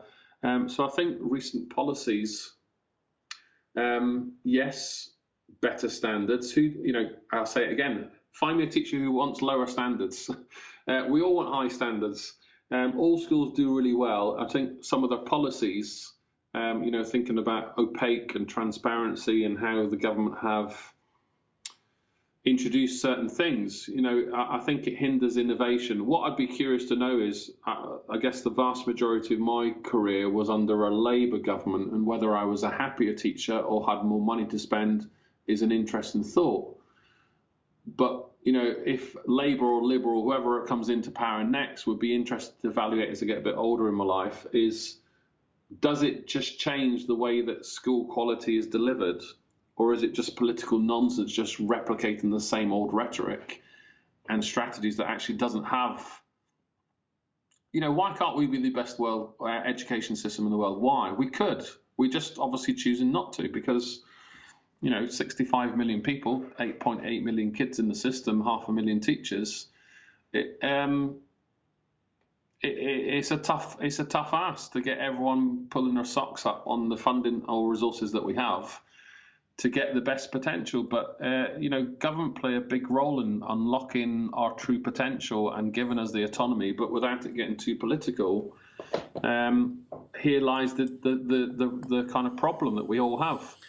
Yes, I mean, it seems to me that it's another example of what we were talking about earlier about like the marketization of education, and a big part of the academies program is to strip away the local authority, to strip away that sort of middle layer of bureaucracy and what used to be accountability, and that's been replaced by multi-academy trusts.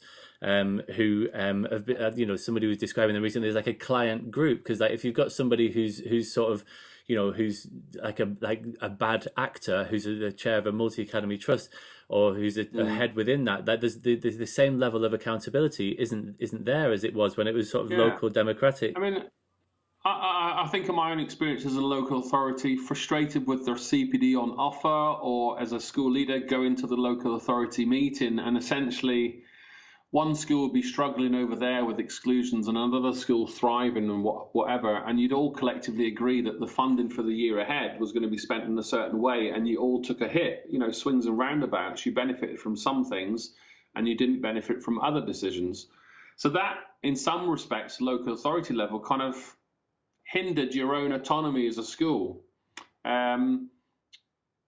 So there's the benefits to working in the local authority, all wanting a common goal, but I think it always comes back to how schools are ranked and filed through league tables that creates this competition between each other. And I think competition is a good thing. So again, I'm not quite sure what the solution would be, but in a local authority model, that competition, you stop using your resources. So you have local authority readers saying, well, that school can have this, that school can't have that, and you're going to have to like it or lump it.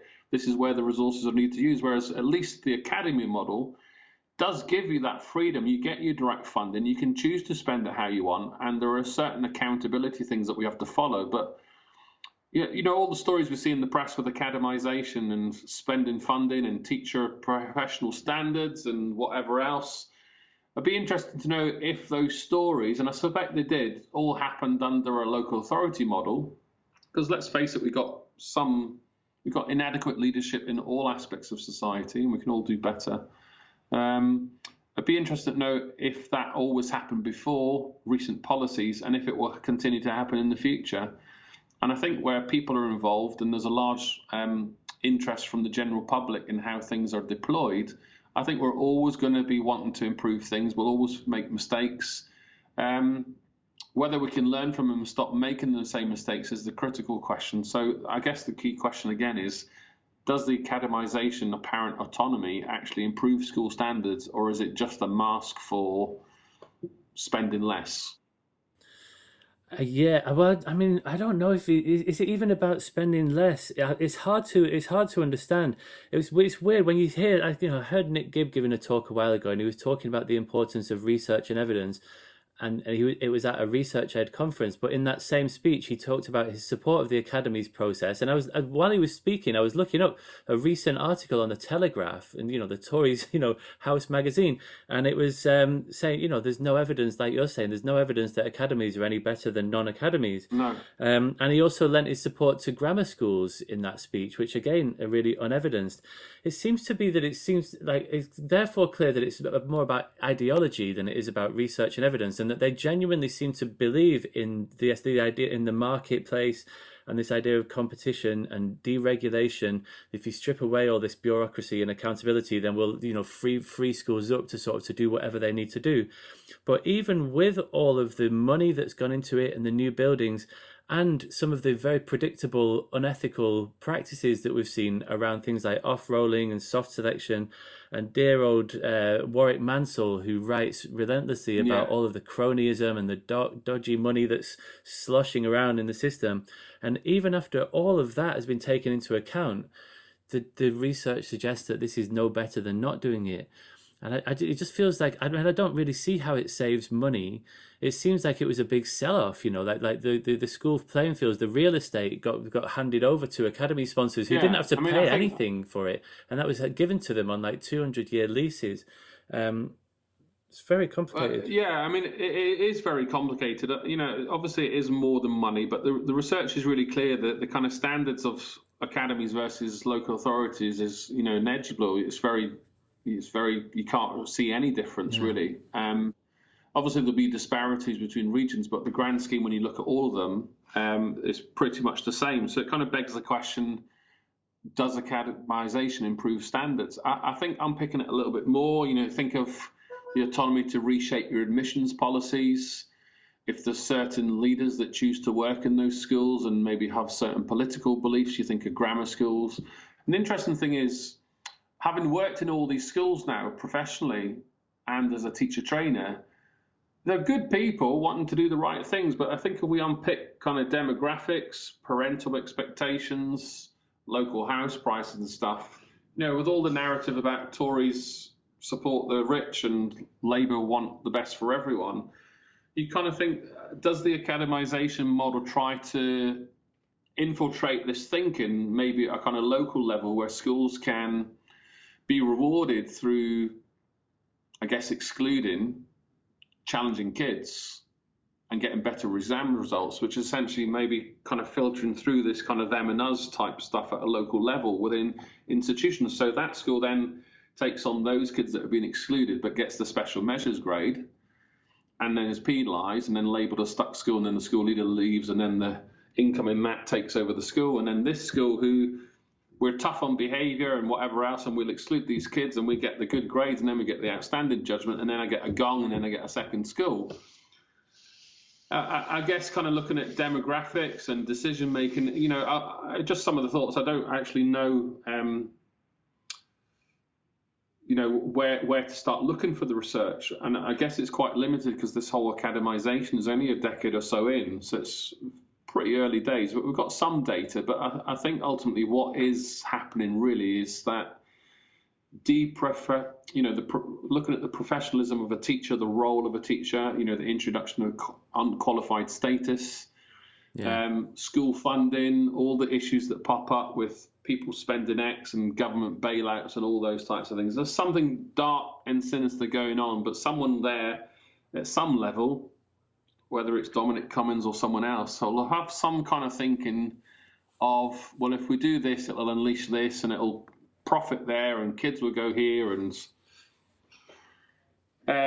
be some clever old bods that have done some kind of policy thinking and thinking, right, if we do this, it's Michael Gove and his team, isn't it, essentially have taken it to another level. So not some teachers might know that it was introduced under Tony Blair. So there's some thinking there, regardless of politics, about unleashing teacher autonomy or school autonomy. And I do think in some respects it has.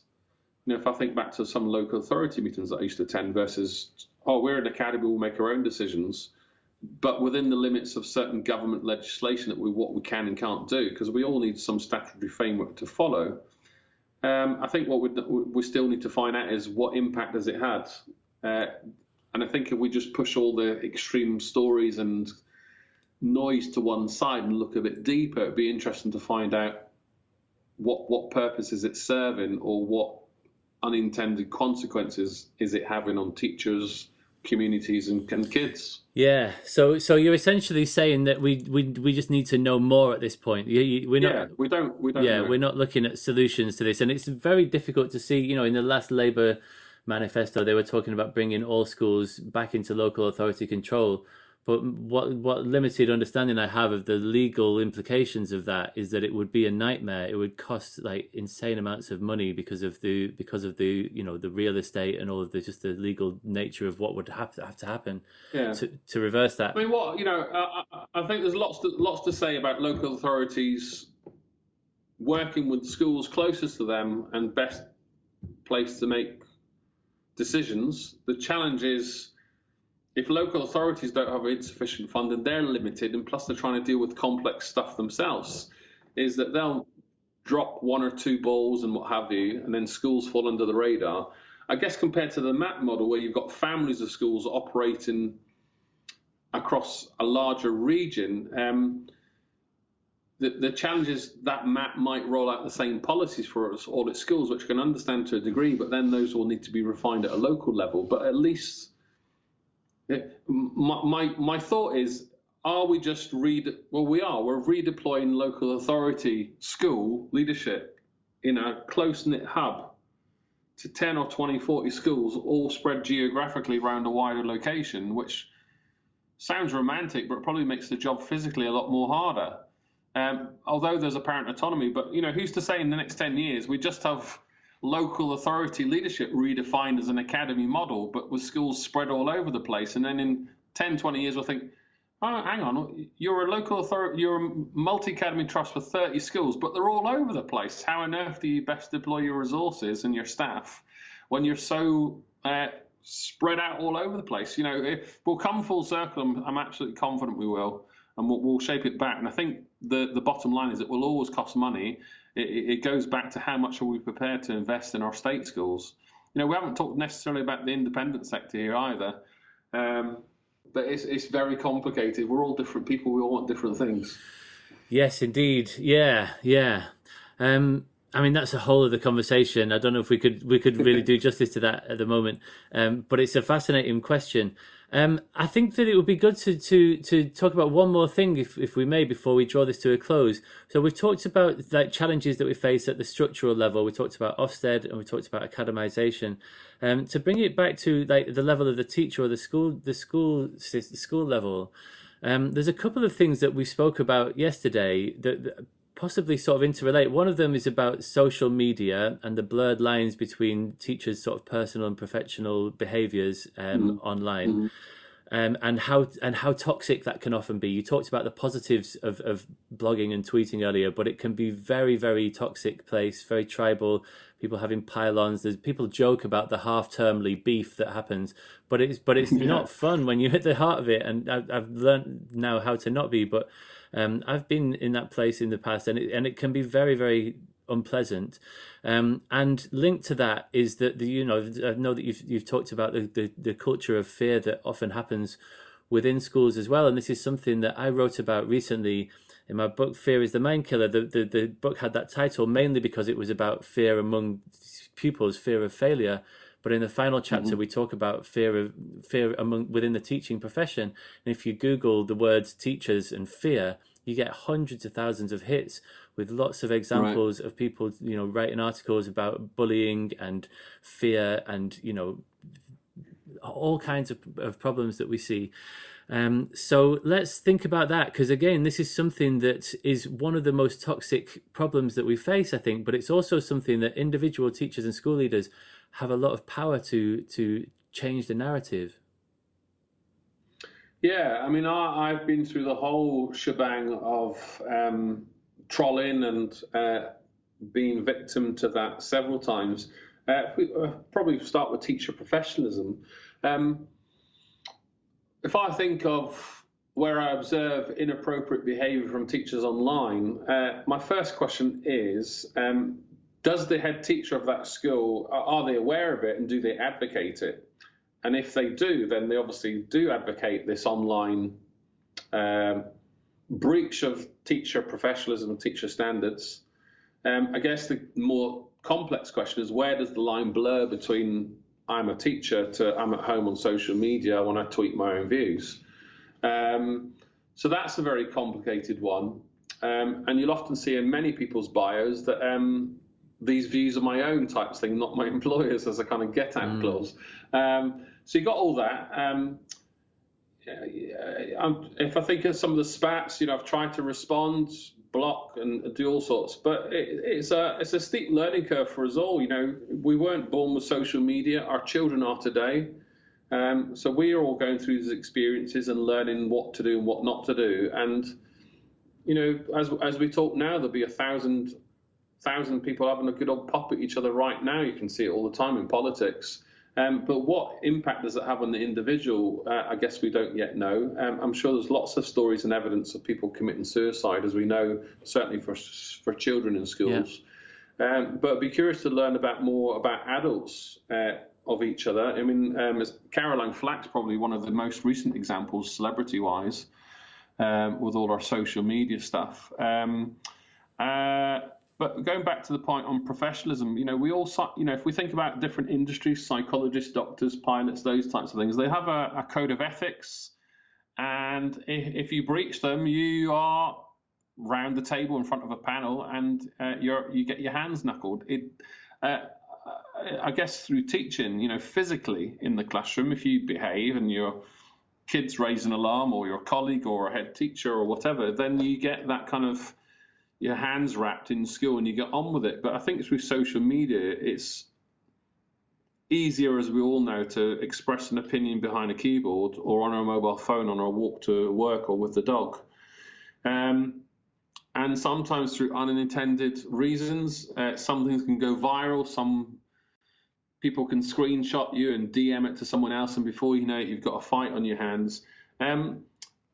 I think we're all learning how to use social media. I think we need to be cautious of what impact it has on each other and what our purpose is. But I think we spoke about this the other day, that when we take time to talk to one another, there's less opportunity to do harm, and you have a better understanding of someone else's perspective. I think through social media, often we don't take time to do that. And what I really like about Twitter recently in particular is if you see a clickbait title, before you quote tweet or retweet it, it now asks you, do you want to read the article first? And I'll be really curious to learn in the future, when I start to unpick some social media analytics from our researchers, how many teachers, there was a tweet last night from Ofsted, which apparently was scheduled about Ofsted returning to inspections in January, just after all the fracas with the Department for Education announcing on the last day of term that teachers are going to have to do test and trace and what have you, and remote timetables on the first day back. So a lot of people were up in arms about this Ofsted tweet. But it'd be interesting to evaluate how many people actually read the full article before they expressed the opinion. Yeah. So do we often go beyond do we go into the full details before we do the knee-jerk reaction? And I suspect that's pretty much how the vast majority of us use social media. It's new territory for us all. It's only been around 10, 15 years. I love that. I would love to get some stats on that. How many people see that little warning from Twitter? Do you want to read this before you express outrage about it? No, we're quite happy to just cry. Absolutely. I would be. I would stick my neck out and think it's a very high proportion that don't read it and just want to be first to tweet an opinion, because we get so frustrated by that clickbait headline. These people that code the clickbaits and the SEO, it's a well-oiled machine. They know what gets the clicks. So they'll just keep replicating that model until the data or the demographic data suggests otherwise. And, with all these clever things that we have now that even predicts text of what words get more clicks than others. So they know it works. But that Twitter function is a very interesting feature. It would be very curious to learn how many people read the article before they expressed an opinion. Social media, it's a big, deep fascination of mine, as you can imagine. I've looked at my own analytics as a blogger and a tweeter for over a decade now. And this is the focus of your doctorate, isn't it? Well, it is. So I'm currently trying to refine it from teacher voice to what impact teacher voice through social media, particularly Twitter, has on policy. So I want to look at Ofsted grading schools, and I'm just currently learning or self-teaching myself how to code social media network analysis. So if you think of a spider web diagram, you can have a static map, which is just static and you can see the picture, or a dynamic map. So I can see that Ross tweeted this and James replied or retweeted, but I can click and drag and move to understand the web of influence, and I used the expression with you yesterday, who is the mayor? So who is that influencer within sub-networks of the larger network?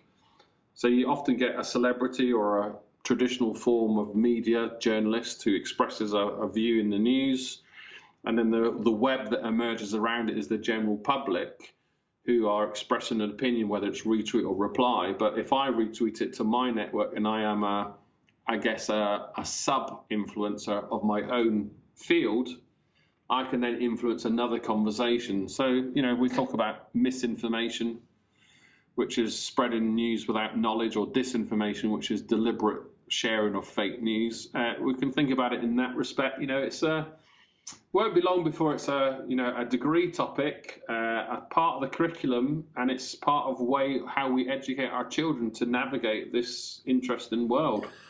Absolutely. It sounds like a valuable piece of research.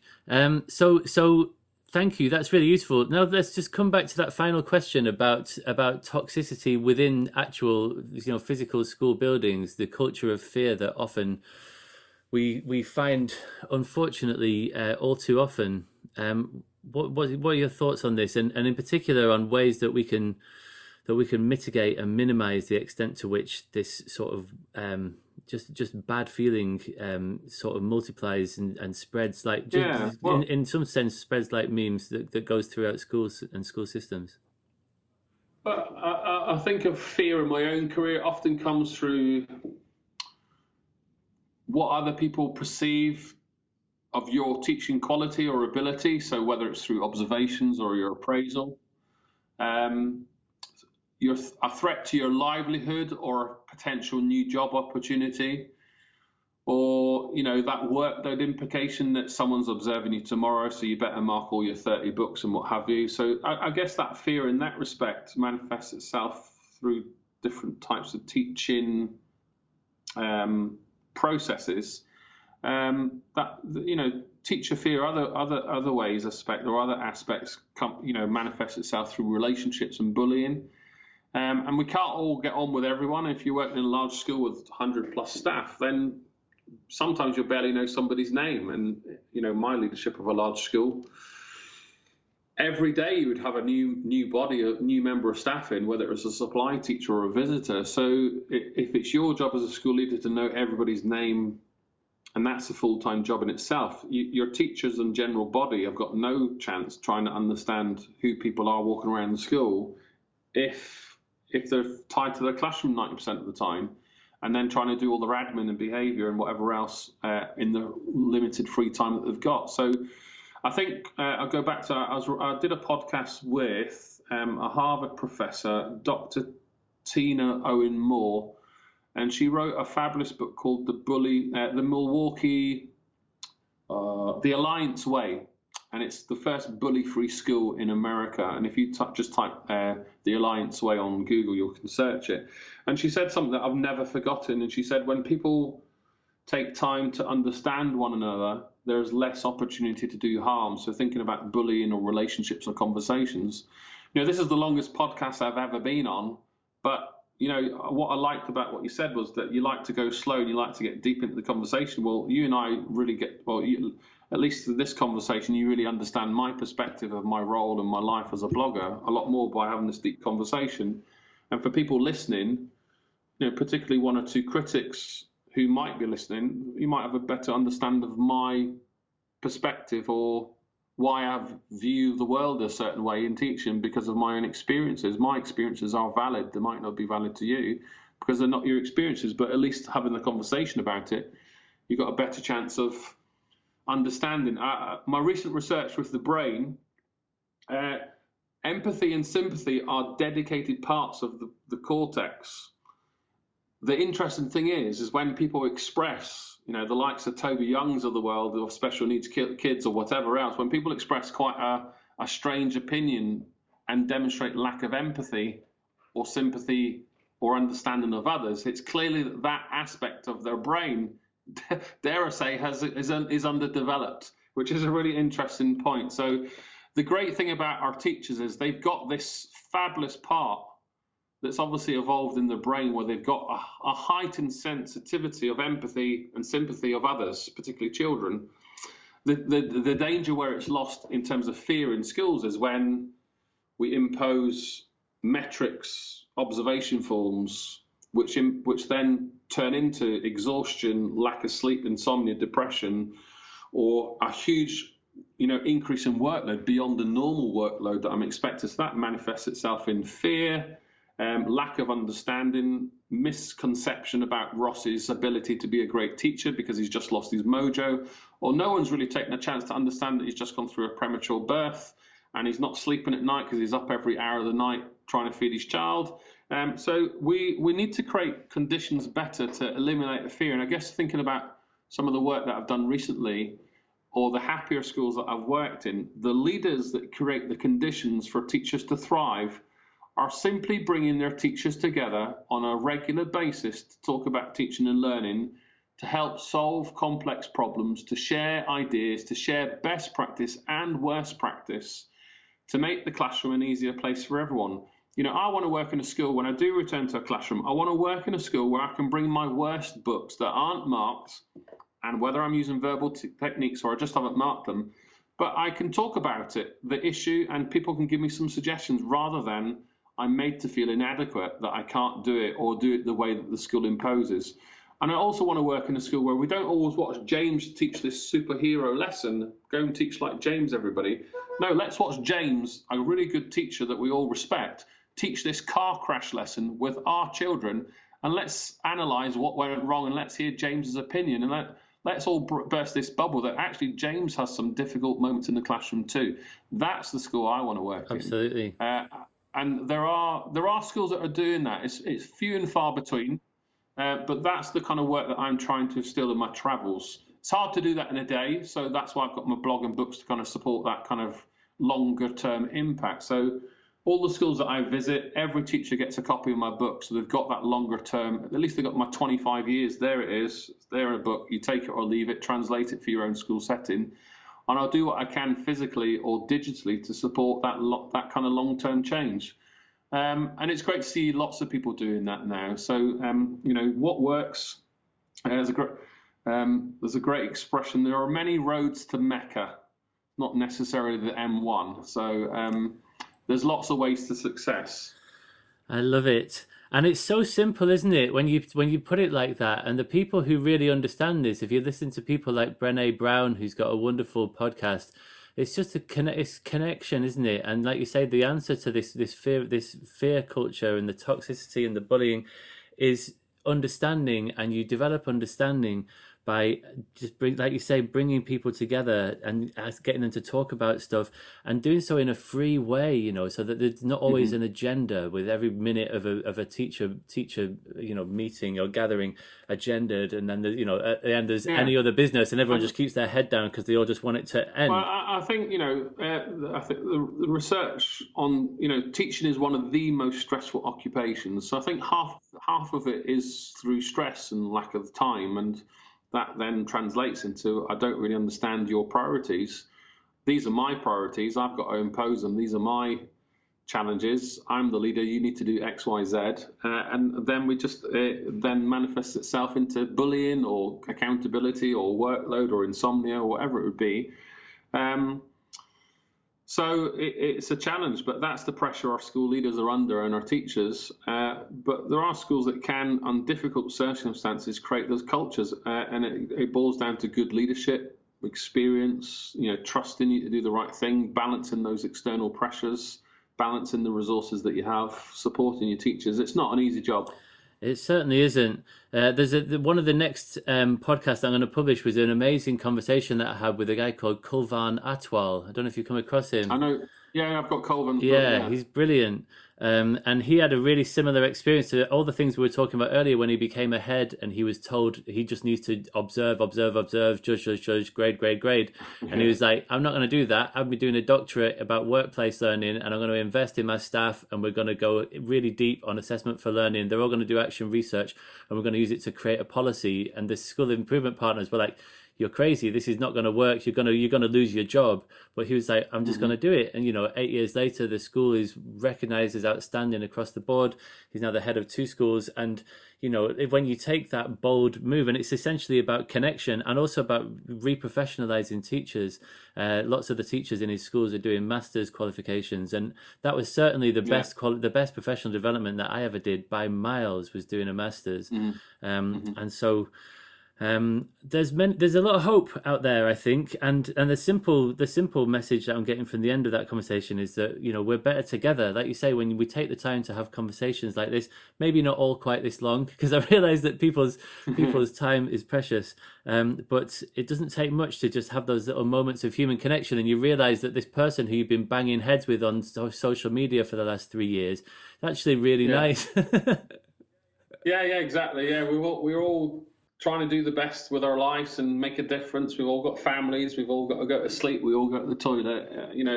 We're all pretty much doing the same thing. We've just got different pressures, different. I guess a different set of cards. But ultimately, you strip it all back. We all want the best for kids, and that's what it's all about. So.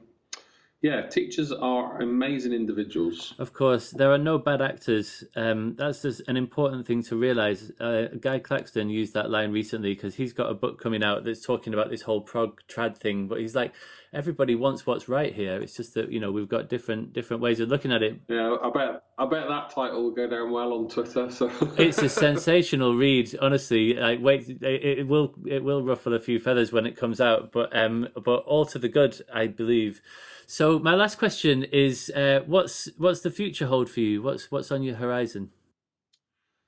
Well, getting through the pandemic. So I've been at home since March. Prior to that, the challenge was for me trying to balance being on the road to schools all around the world and trying to manage the website. Now it's gone to the other extreme. I'm balancing the website full time. And fair enough, I'm doing lots of virtual webinars. I think my most immediate pressing milestone is to get through my doctoral upgrade and then try and get something published in the next 3 or 4 years. Would be great. I look forward to going back to Cambridge because all that's kind of come to a halt at the moment. And using what I learned from that back in my school life has been a fascinating journey already.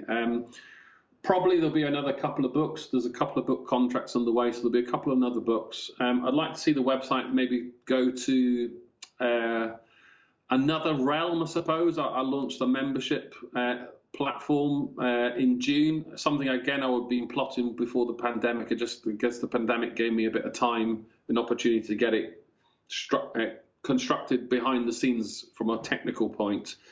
So that's going really well, and that's given me sufficient income to cover the cost of the website and hopefully in a place where it can start to pay my salary in the future. So then it will allow me to start reaching more disadvantaged schools in parts of the UK that I haven't necessarily reached because I guess people's perceptions are that I must be incredibly expensive to work with all my kind of digital identity. So I want to start doing a bit more charitable type work.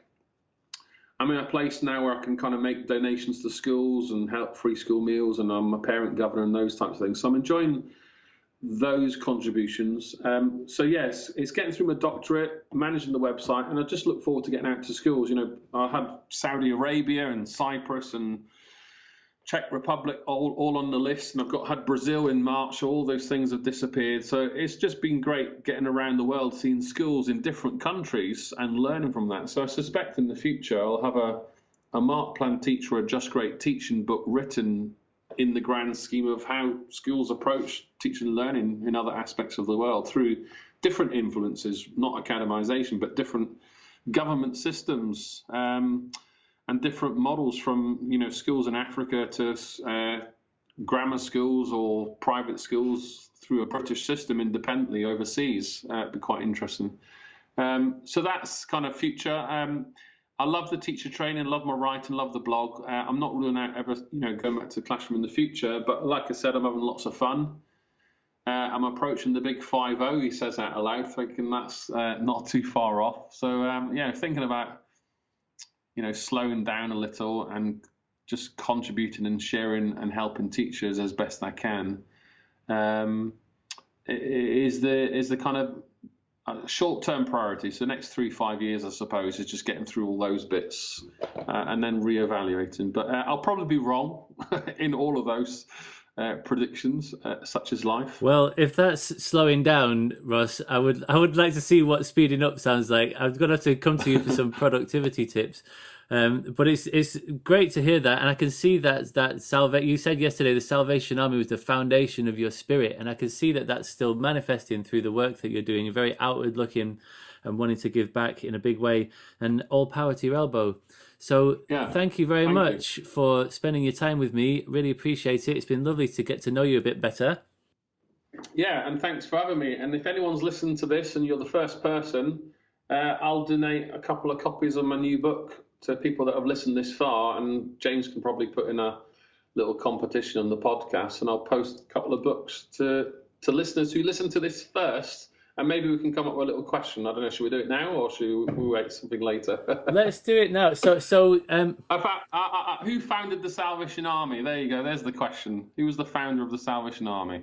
There you go. So if you tweet that to rethinking_ed on Twitter, then tweet the answer. And Mark Plantiques 2.0 comes with a nice visual guide. So some great dual code in here. You'll like this. There you go. You can see. Beautiful. Look at that. That looks like Ollie Cav's work. It is Ollie Cav's. Yeah, we did this 3 years ago. It's just I've never shared it publicly. So I've just had it printed in an updated, revised copy, and that publishes in January next year. So I've just packed 70 books and signed them all and posted them. I've got to walk up the hill with 70 books now to the post office. And I've got people in Saudi Arabia, France, Australia, all over the UK who bought one off my website. So it's all very flattering to give back, and people parting with their hard cash for some ideas. It's all very flattering. I'm picturing you pushing a bike up a hill now, like that kid on the Hovis advert. In fact, the hill's that steep. It is that steep. So it's a good bit of exercise living in West Yorkshire now compared to London. It's difficult to find any hills in London, so it's good for the calves. I love running up hills. I've gotten into hill running recently. It's brilliant. It knackers you out faster than anything. I haven't got to that stage yet. So. Stick that on your to-do list. All right. Cheers, Ross. Cheers, James. Thank you, everyone. Time is a measure of change. We don't have much time. Time is a measure of change. We don't have much time. Time is a measure